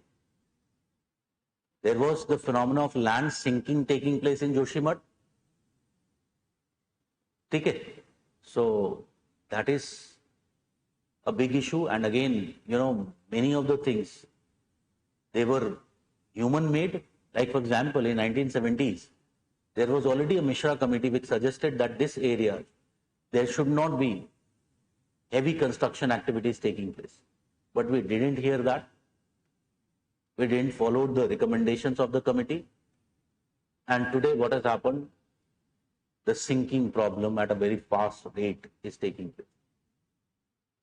So again, there are problems in lithosphere. In fact, there was in recent times, there was a report which suggested that in Himachal Pradesh, the number of landslides in the past 2 years have drastically increased. So again, it is related with what? It is related with the human alteration of the slopes. So we are changing the lithosphere. We are extracting too much from the lithosphere. Same thing, atmosphere. You know that every year in winters, Delhi is becoming famous for something which is not so much wanted. What it is becoming famous for? The pollution, heavy pollution, which is taking place. बाद में देखेंगे, because in winters the air becomes stable, it becomes cold, and thus it will become heavy, and thus it will have tendency to sink. So it will be more stable, more static. So if it is more static, that means there is less circulation of air taking place. If there is less circulation of air taking place, that means the pollutants would accumulate and there will be high concentration of the pollutants. So again, what will happen in winters? Every year it becomes a news. You must have heard about another major phenomena which is taking place globally, the phenomena of global warming. If you are reading your newspapers or hearing news, you might be aware that the scientists are very worried. Particularly in the past 10 days, the worry has increased. And how it has increased? The ocean temperatures were mapped in the past 10 days. And there is a big thermal anomaly which is seen. That means the temperature of the oceans this year, they are very high compared to what is the normal scenario. And now everyone is worried today, have we crossed that tipping point of the global warming? And if it is so, if we would have crossed that, it is going to bring lots of catastrophic situations. So global warming, क्यों हो रहा है? Can I say global warming is simply taking place because there is the capacity, this is essentially the capacity of the atmosphere to recycle carbon dioxide. So this was the capacity. But what we have done with the release of carbon dioxide, we have crossed this capacity. And thus what is taking place now, this global warming is essentially occurring. So the same thing which we have done in the atmosphere, similar kind of thing, there is taking place in the hydrosphere. I just now talked about the ocean heating. It is, can we say it is a kind of thermal pollution which is taking place? Have you heard about the plastic pollution in the oceans? There is a huge plastic pollution, garbage patches we have created, which are present in the oceans. And biosphere, you must be aware that scientists believe that right now there is a mass extinction episode taking place. What is mass extinction episode? It is a period in which the rate of extinction of species increases. So it is believed that this is the 6th mass extinction episode the world has ever seen. So everywhere what is happening because of this phenomena, of the expansion of the human sphere, our greed, our needs, all of these have expanded. And this is putting huge pressure on these pillars of nature. Suppose if these pillars collapse, what will happen to us? Will we be able to survive? We won't be able to survive. And this is essentially the fear. We know, we say that we are superior species, that we are altering the environment, modifying the environment, but we know from inside that if we continue to do it like this, there is a possibility that we might be wiped out. So later the environment would exist, but without the human beings. And definitely we don't want such kind of future. That is why all this worry. So whether you talk about geography or whether you talk about environment, the core theme is what? Here. This is the problem which is taking place, and that is why we expect that so many questions will be asked from this applied theme of how human beings are. One is how this sphere is expanding, what are the reasons for expansion of this sphere, how essentially we are extracting from here, from the lithosphere, the atmosphere, the hydrosphere, the biosphere, what kind of extractions are taking place, what are our activities which are leading to this extraction, whether it is the resource exploitation, whether it is agriculture, whether it is development of industry, or whether it is the population, settlements. So everything, how all of these together are creating these scenarios. Okay? So I hope you have understood the core theme of what geography is. And can you understand, agar aisa hai, so UPSC will be very much concerned about asking questions on this theme. Okay? And that is the significance you see in the paper. Geography is allotted very good marks, 100 marks out of that 250 marks in paper 1. This year we saw almost 18 questions coming from geography. If you include the environment, it was 32.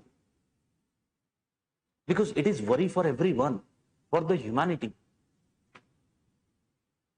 ठीक है. So that is the core theme of geography. Then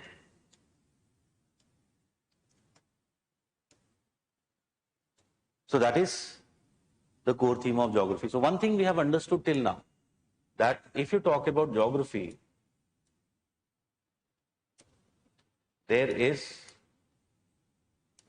physical geography and there is human geography, two type of geographies which we'll be studying.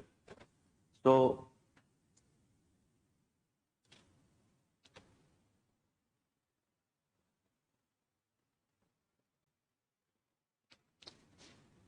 there are two parts of geography, physical and human, and there is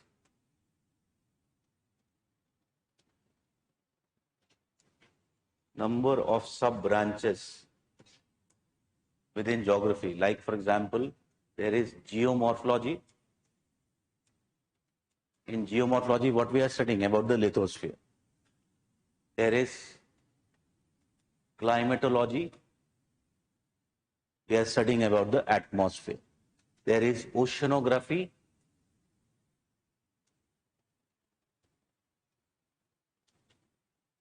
We are studying about the hydrosphere, about the oceans. There is biogeography.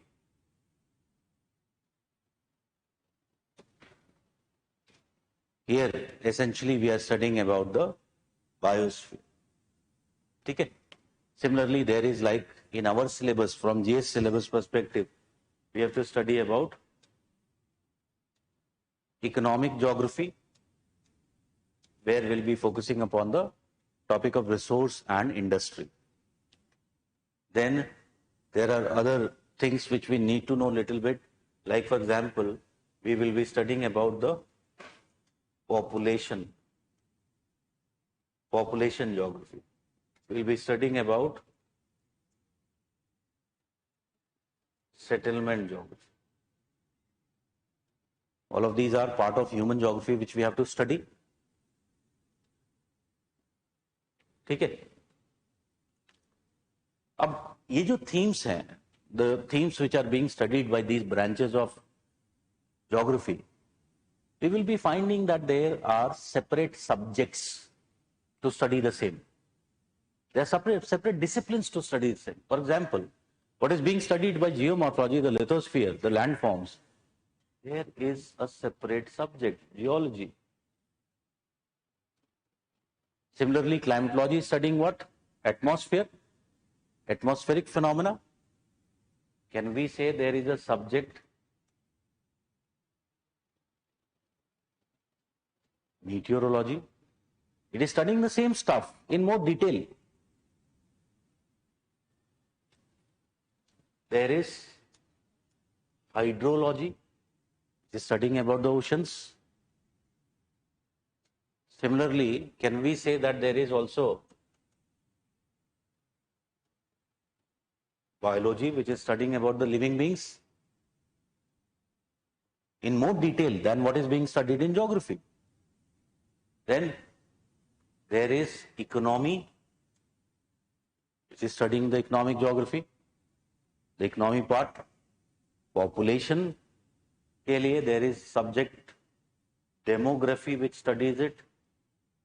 In fact, here also there is demography. So there are separate disciplines, independent disciplines, which are studying the same phenomena which is being studied in geography. So now my question is, if we know this, my question is, tell me, फिर हम geography पढ़ क्यों रहे हैं यार? Time waste नहीं कर रहे हैं.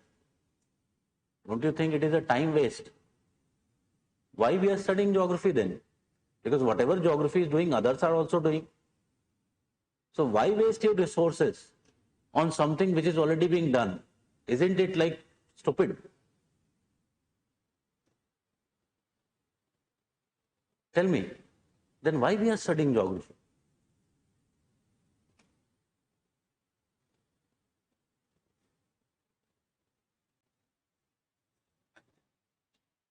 जरूरत क्या है? It is waste of resources. Already you are spending resources in study of geology. Then why you'll again spend resources to study geomorphology?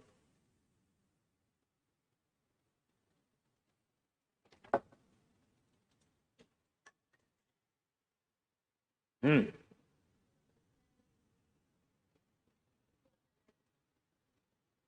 Okay. Okay, let me put this question in a different manner. You have to agree with me one thing. Okay, human beings are not fully rational, but they are not fully irrational also. There is some rationality in us. So we'll not be so much stupid that we'll be doing the same stuff again and again. So rather than asking why we are studying geography, can I ask put this question differently and say, what is different in geography? Can we say geography must be doing with the same phenomena something differently? That is why we are studying? Yes or no?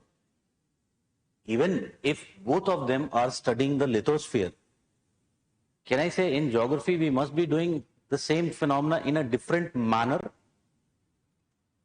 Here, same thing in climatology in a different manner? Oceanography in a different manner?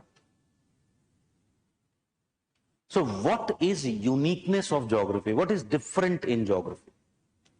So if we talk about what is different in geography,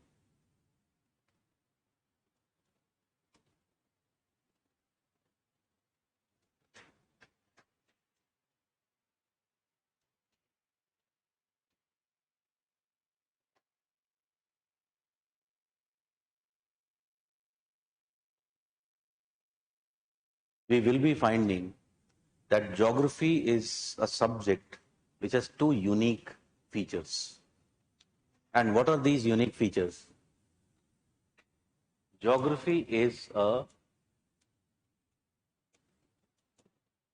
spatial science.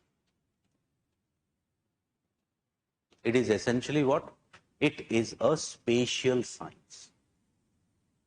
That means geography kya karta hai? It studies how phenomena is distributed on the surface of the earth. In space, how the phenomena is distributed. Its focus is to understand the distribution of phenomena. So by being spatial science, what it means? It studies how and why phenomena is distributed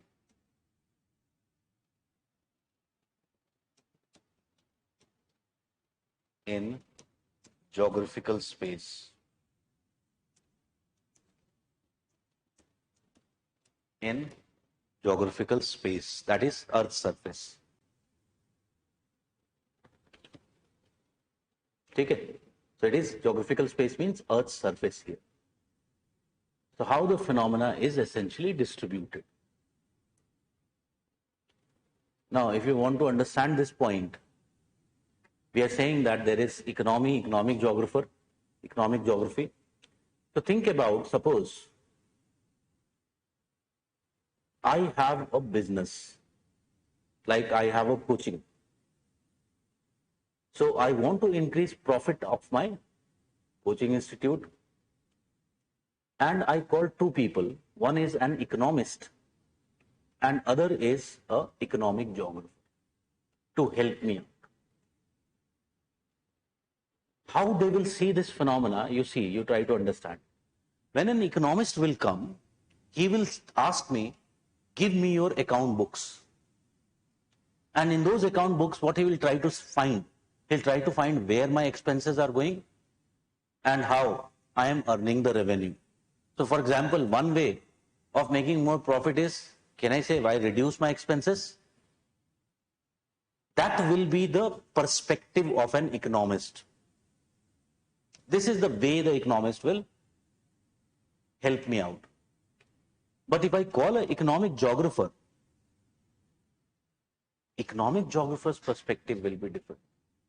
What he will do, he will find the tallest building in this area and he'll climb up that building and try to look the map view of this area and try to find the best location where most number of students will be coming. Do you get my point? So he'll be more concerned with the space, how the space is organized. So where maximum number of students can be attracted. So this is the perspective of geography. We are more concerned about how things are distributed in space. Okay? For example, if you look into this northern Delhi, you'll be finding many students from Northeast are coming. Suppose if I called a sociologist to study this phenomena, they'll be more concerned about what is the cultural practice of the people of Northeast India. So they'll be more concerned about that. They'll be more concerned about how culture has changed as you have come to Delhi.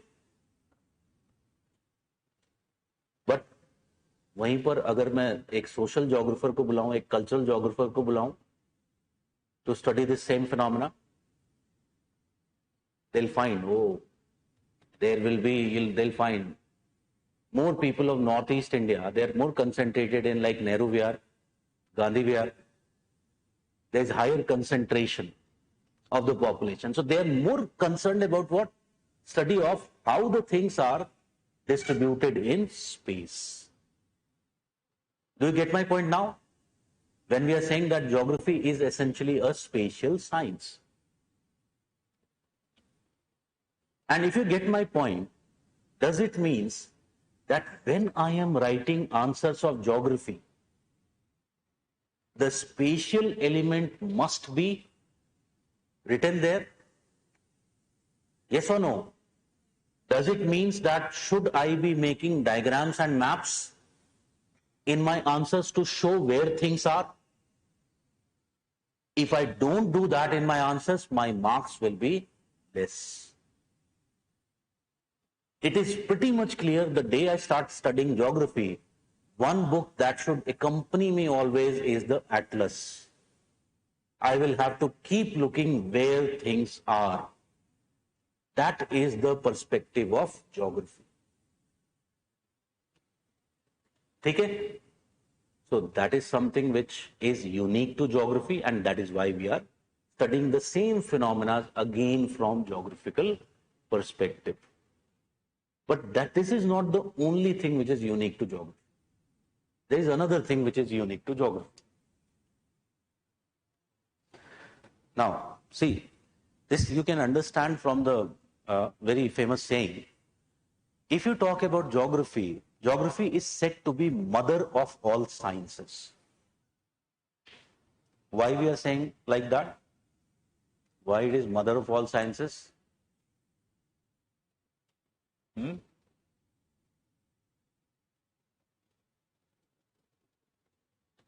कोई बता सकता है?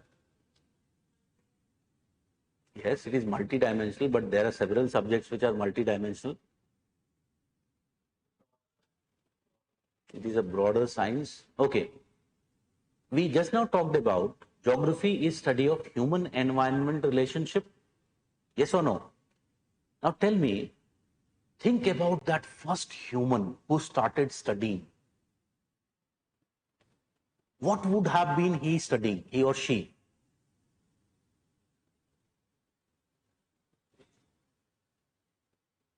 Can we say he would be concerned about the environment, surrounding environment?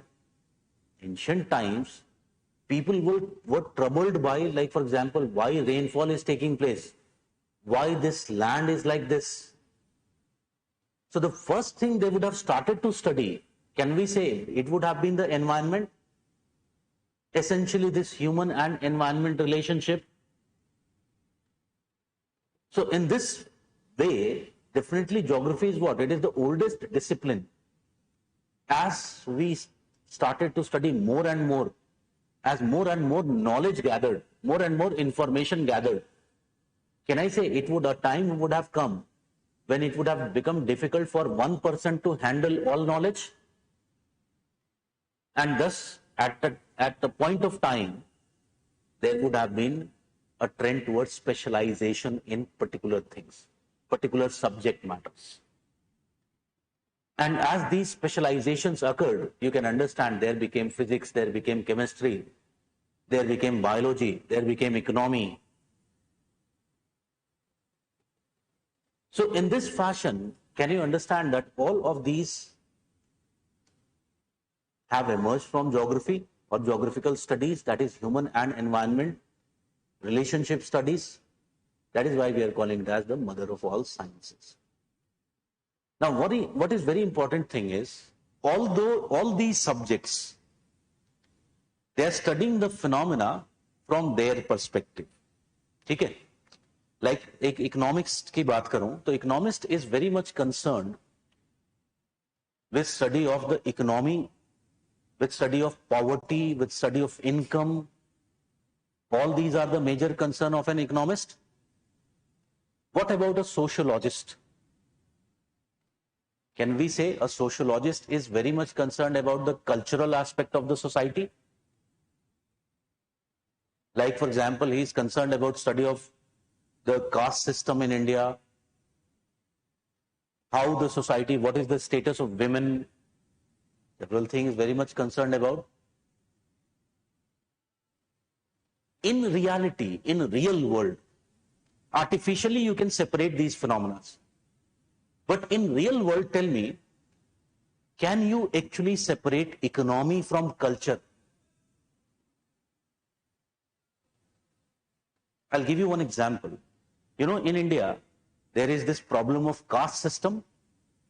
There is higher caste and there is lower caste. We call it as the Varna system. If you go in the villages, you will be finding that most of the people who are land owners, that is zamindars, are the people who belong to upper caste.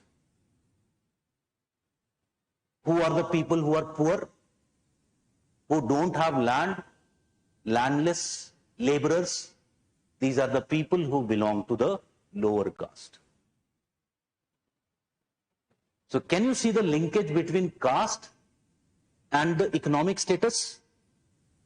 Question arises whether the caste has given rise to such economic differences or such economic differences have given rise to such a kind of caste division. So what I'm just trying to say, artificially for the purpose of study, we can separate reality into fragments. But can I say, reality is very complex. Many things, so many things are interrelated to each other. ठीक है? So ये सभी subjects क्या कर रहे हैं?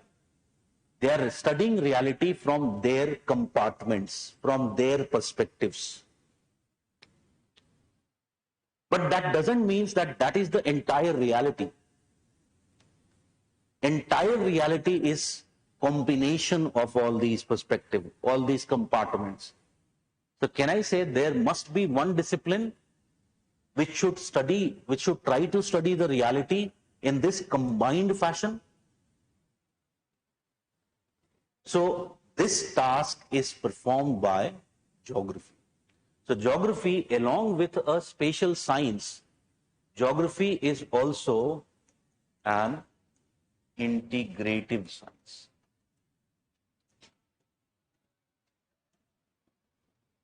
It is also an integrative science.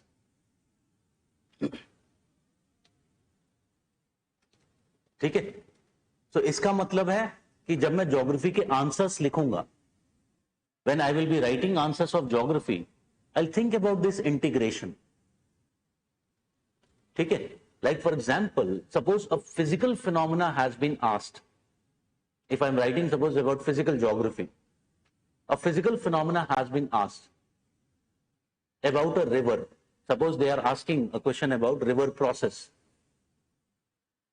Can I write in conclusion that understanding these river processes are very important for water management as well as phenomena like flood management?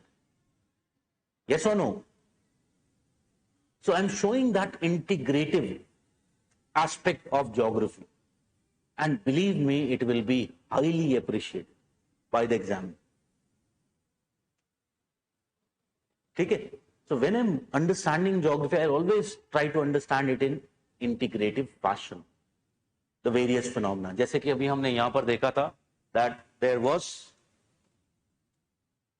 all of these things were integrated to each other. All the spheres, they are integrated to each other. So that is how we should try to study geography in this fashion. Okay? So that is what is the nature of geography. So this is something which I should always, when I'm writing my answers, should be there. Okay? Now how we are going to study geography? हमारा जो approach होगा of study, what are the things that we'll be studying? So if we look into the syllabus, our syllabus mentions one topic, that is salient features of world physical geography. Salient features of world physical geography. This is one topic which is mentioned in the syllabus. Then there is another topic which is mentioned in the syllabus, and this topic is, it is actually the last topic which I am writing first, and this is the important geophysical phenomena like earthquakes,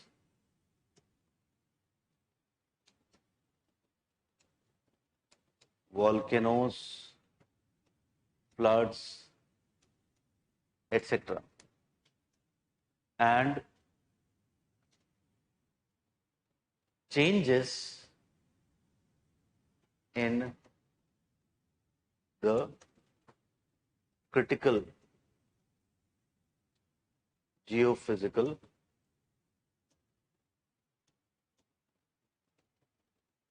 phenomena. So this is the topic which is there in the syllabus.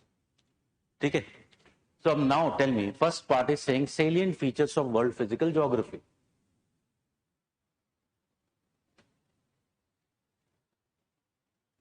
So salient features of world physical geography. So should I study the lithosphere, which will be studying as a part of geomorphology? Should we study the atmosphere, which will be studying as a part of climatology? Same thing, oceanography and biogeography. So that is the first part. It is telling us to study the salient feature, important features. Idea basically is that you don't have to go into too much of depth. But second part, it is saying important geophysical phenomena and changes which are taking place in those geophysical phenomena, the critical changes which have occurred. Okay? So इसमें से that means lithosphere की बात करूं तो there important geophysical phenomena like landslide? Is it an important geophysical phenomena? Yes, it is.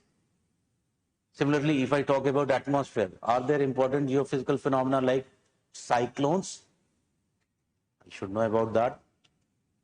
If I talk about hydrosphere, important geophysical phenomena like tides, tsunamis, should I know about them? Yes, I should know in more detail. Same thing with biosphere. So that is one thing. Second part क्या कह रहा है? Critical changes. Does the critical changes, have I mentioned these critical changes which are taking place? Did I highlight these critical changes with these red arrows?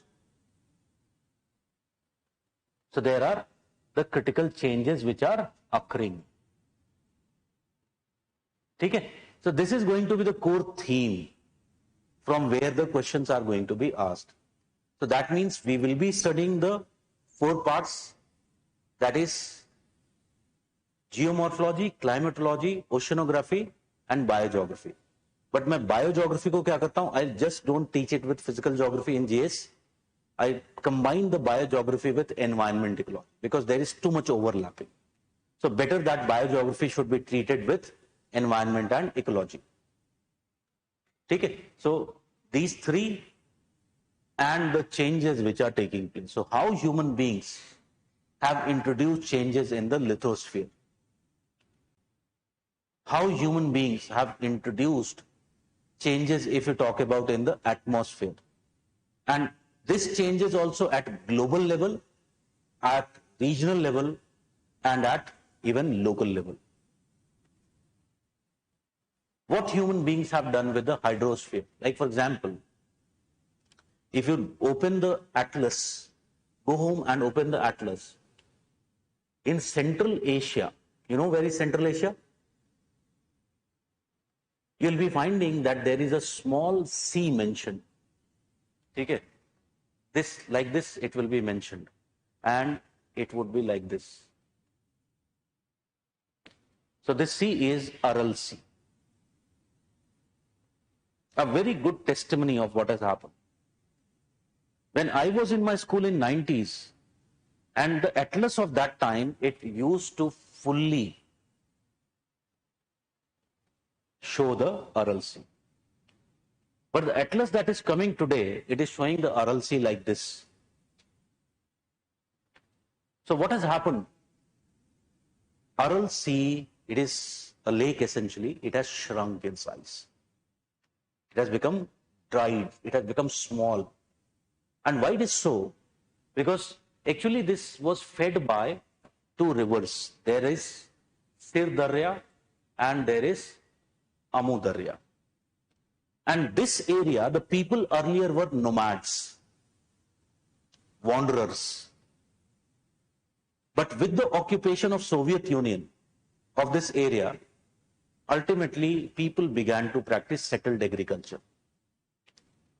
And these rivers were heavily tapped for water, for irrigation. Water was diverted. And thus what happened?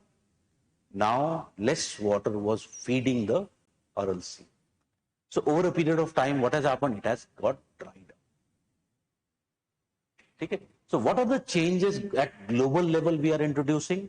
What are the changes at regional level we are introducing? What are the changes at local level we are introducing? For example, you might have heard about in Manipur there is Loktak Lake, very famous. So several changes, we'll see how the changes are taking place. In Bangalore, if you go, there is a lake, very famous lake, Belandur Lake. What has happened? It has become fully toxic. Fully toxic. You might be seeing all the water bodies in India. There is a phenomenon referred to as eutrophication, which is taking place. So what are the kind of changes that we have essentially introduced? So this is another key theme within this physical geography part that we have to focus upon. Okay? Then, so these are two things which we'll be studying from physical geography point of view. Human geography mein there is mention of a topic, distribution of resources in world and India. Distribution of the resources. So if you look into the distribution of resource, can I say there are variety of type of resources which are found in the world? For example, can we say resources can be renewable and non-renewable resources? Two type of resources can be there. But in general, can I say resources can be, one basic resource is land resource. Is land a resource? Obviously, yes. Land is a resource whose availability determines the levels of development. What type of land is available? So land resource. Similarly, tell me, can we say water resource? Water is also a resource. So we'll talk about the water resources. Then Can we say also there are several biotic resources available? So there is biotic resources, there is marine resources, there is mineral resources. इसमें एक separate अलग से लिख सकता हूं, energy resources.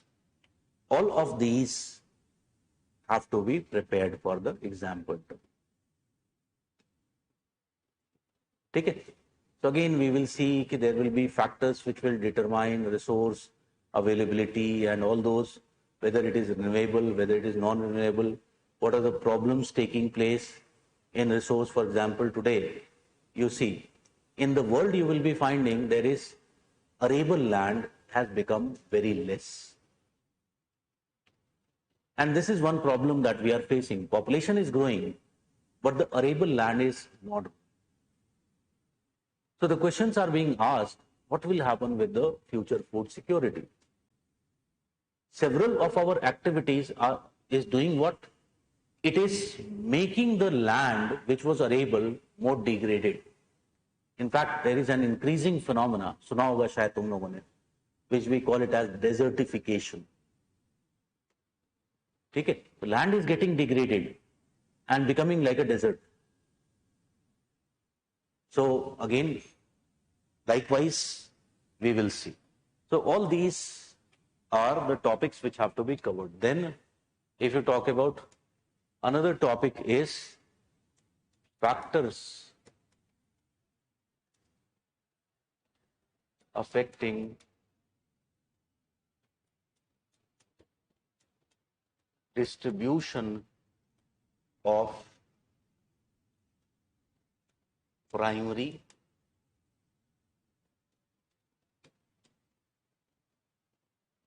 secondary and tertiary industries in world and India. Okay. So now tell me, when I'm talking about the primary sector industry, can I say agriculture? Is it part of the primary sector industry? One more is there, but we would have already done that. You know, can I say mining industry is also a primary sector industry? Obviously, yes. So they have asked you about the primary sector. That means they are indirectly telling you to study the agriculture. Secondary sector, can we say these are essentially your manufacturing industries? So variety of manufacturing industries, whether it is mineralogical industries, whether it is textile industries, whether it is food processing industries like sugar industry, for example, or if you talk about several engineering industries, related industries like automobile for India is very important today. India is emerging as an important producer of automobile. We want to go into the category of those countries which are producer of high-end goods. Automobile is one such high-end good. Or other type of manufacturing industries like chemical and pharmaceutical. You know, India is very important producer of pharmaceutical products in the world. Okay? So all of these will be treated under the category of manufacturing industry, secondary industry. And we will see सबके अपने factors on the basis of which you will try to understand where the industry will be located. Or if suppose there is shifting pattern of the industry in location, why it is so. So that is something which we'll be studying. And then there is tertiary sector industries. Like for example, tell me, can we say transport, does it belongs to tertiary sector? Obviously, yes.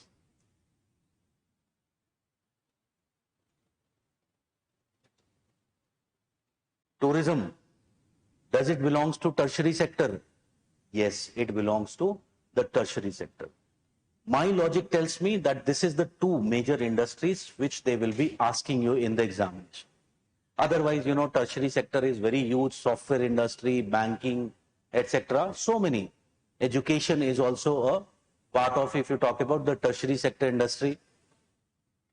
But geographical point of view, जो teachers होते हैं, their focus is mostly on these.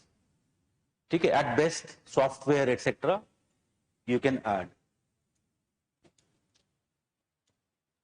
Because from India's perspective, software industry is very important. Okay? So this is the essentially the syllabus of your geography. If you look into the paper 3 syllabus, there is mention of environment and ecology, but it is not well defined. Okay, it is not well defined. So their environment and ecology mein, I would say, two topics hain which will be coming under my ambit, and these are environment, ecology, and disaster management, which are again related with geography. So again, when we'll be talking about environment, ecology, we'll look into some fundamentals, like we will look into some principles of ecology. We'll look into some important fundamental basic concepts like ecosystem. What is essentially an ecosystem?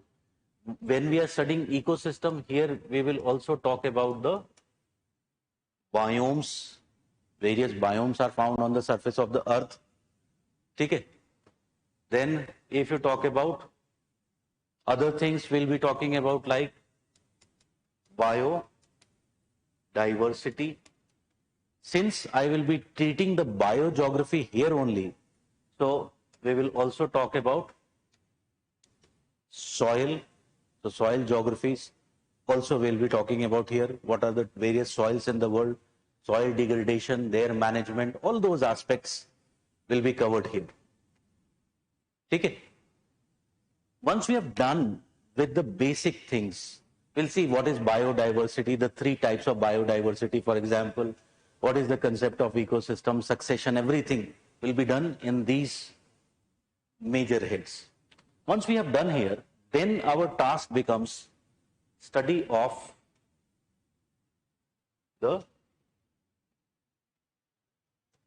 things like humans' impact on lithosphere, humans' impact on atmosphere, humans' impact on hydrosphere, and humans' impact on the biosphere. In fact, writing it as humans' impact, I can also simply write changes in the lithosphere.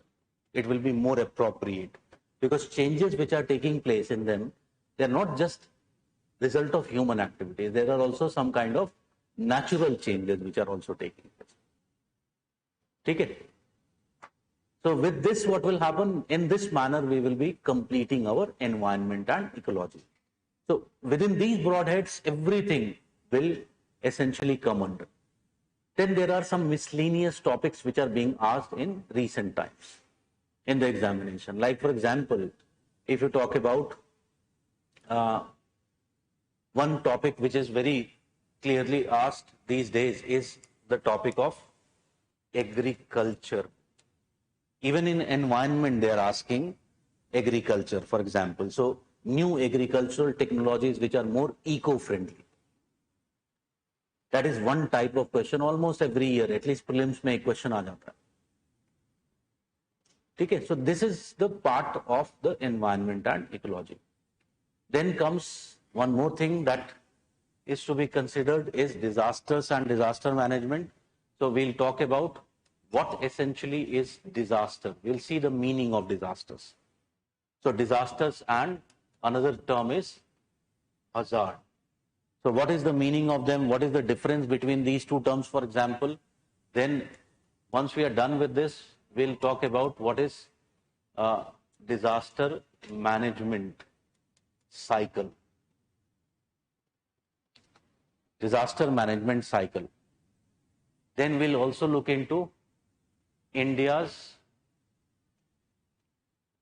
institutional mechanism.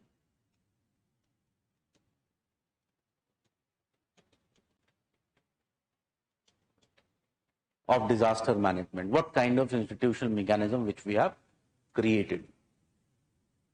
Then we will also be talking about India's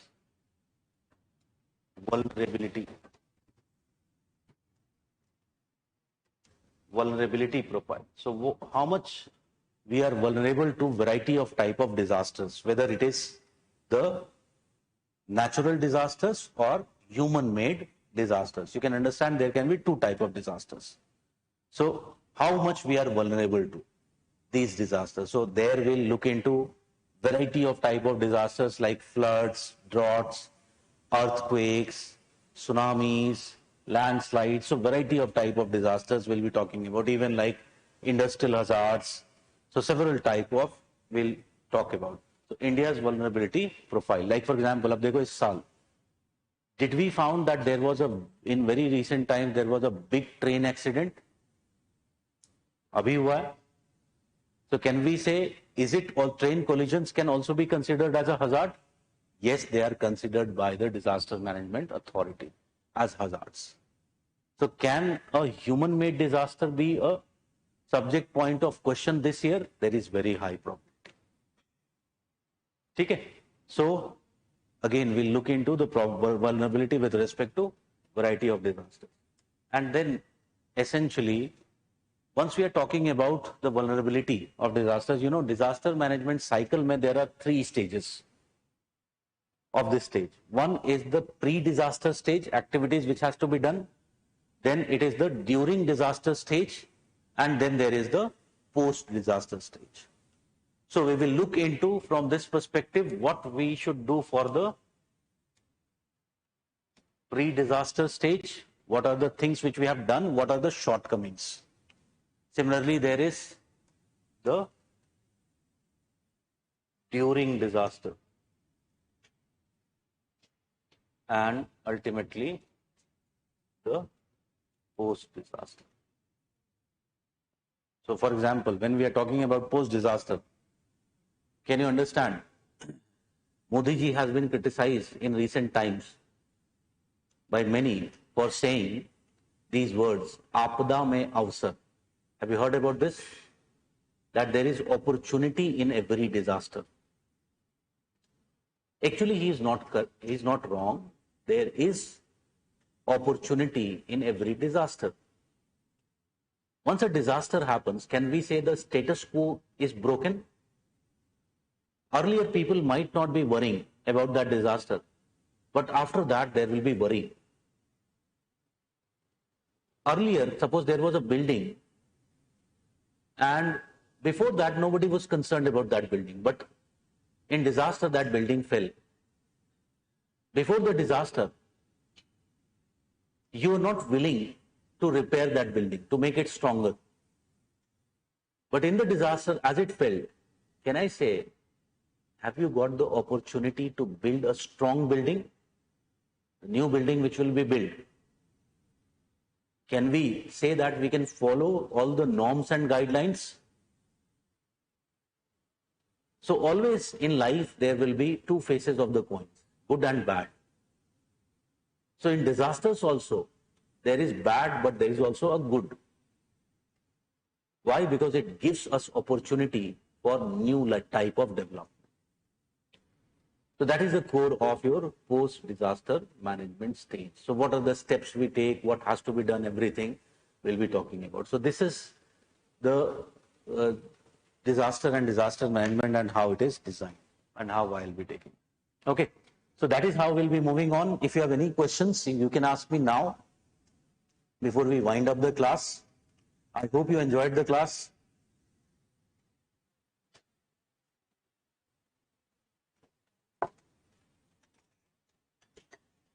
Anyone, कुछ पूछना है? I haven't talked about the sources for what, from where you will be studying. Why I haven't talked about the sources? Because you will be getting study material. The teacher who is teaching, the teacher will be making you write many things in the class. Okay? That is the source. Keep that source as your core. So, our core is the class material.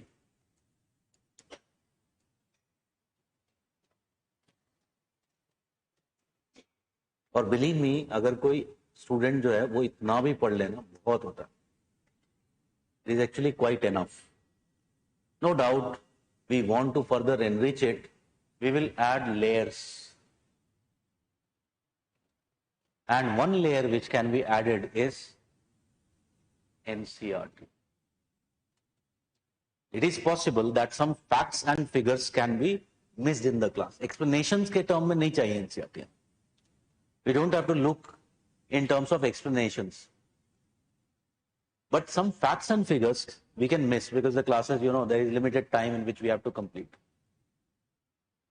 So those facts and figures, either I'll study from NCERT or the printed notes that you'll be essentially getting. So NCERT, which NCERT that I have to study? There is 6th, 7th and 8th. This is old NCERT. Old NCERT. और old का मैं कौन सी old NCERT की बात कर रहा हूं? जो 1990s में चलती थी. You will only get photocopy in the market. You will not get that NCERT printed. You will just get photocopy of that NCERT. Why I am telling you? Because in these NCERTs there is a topic of world regional geography. ठीक है? So there are units on North America, South America, Australia, Africa, Asia, Europe. ठीक है? Only these have to be studied, not anything else. Only these topics have to be studied. You get my point? And they are very well written in these NCERTs. A good thing about this NCERTs is they have written only that much things which is important from our perspective, from our exam perspective. If you read these same chapters from some books, those books are giving too much information, जो हमारे लिए काम की नहीं है. So I will do my preparation in a smart manner, and I'll find the most ideal source in terms of कि मेरा time भी बचे और मेरा coverage भी अच्छा हो जाए. ठीक है? So that is the case. Then after this, 11th and 12th, new NCERT. Class 11th and 12th, there are 4 parts. And these new NCERT. This is the material that you have to just keep with yourself. Along with this, you need one atlas. And there are 2 atlases. Any of these you can take.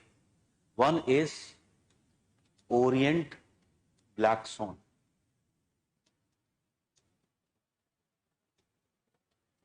Or you can take the Oxford. Both of them school atlases will do. Okay? Both are good atlases. Any of them you can essentially use.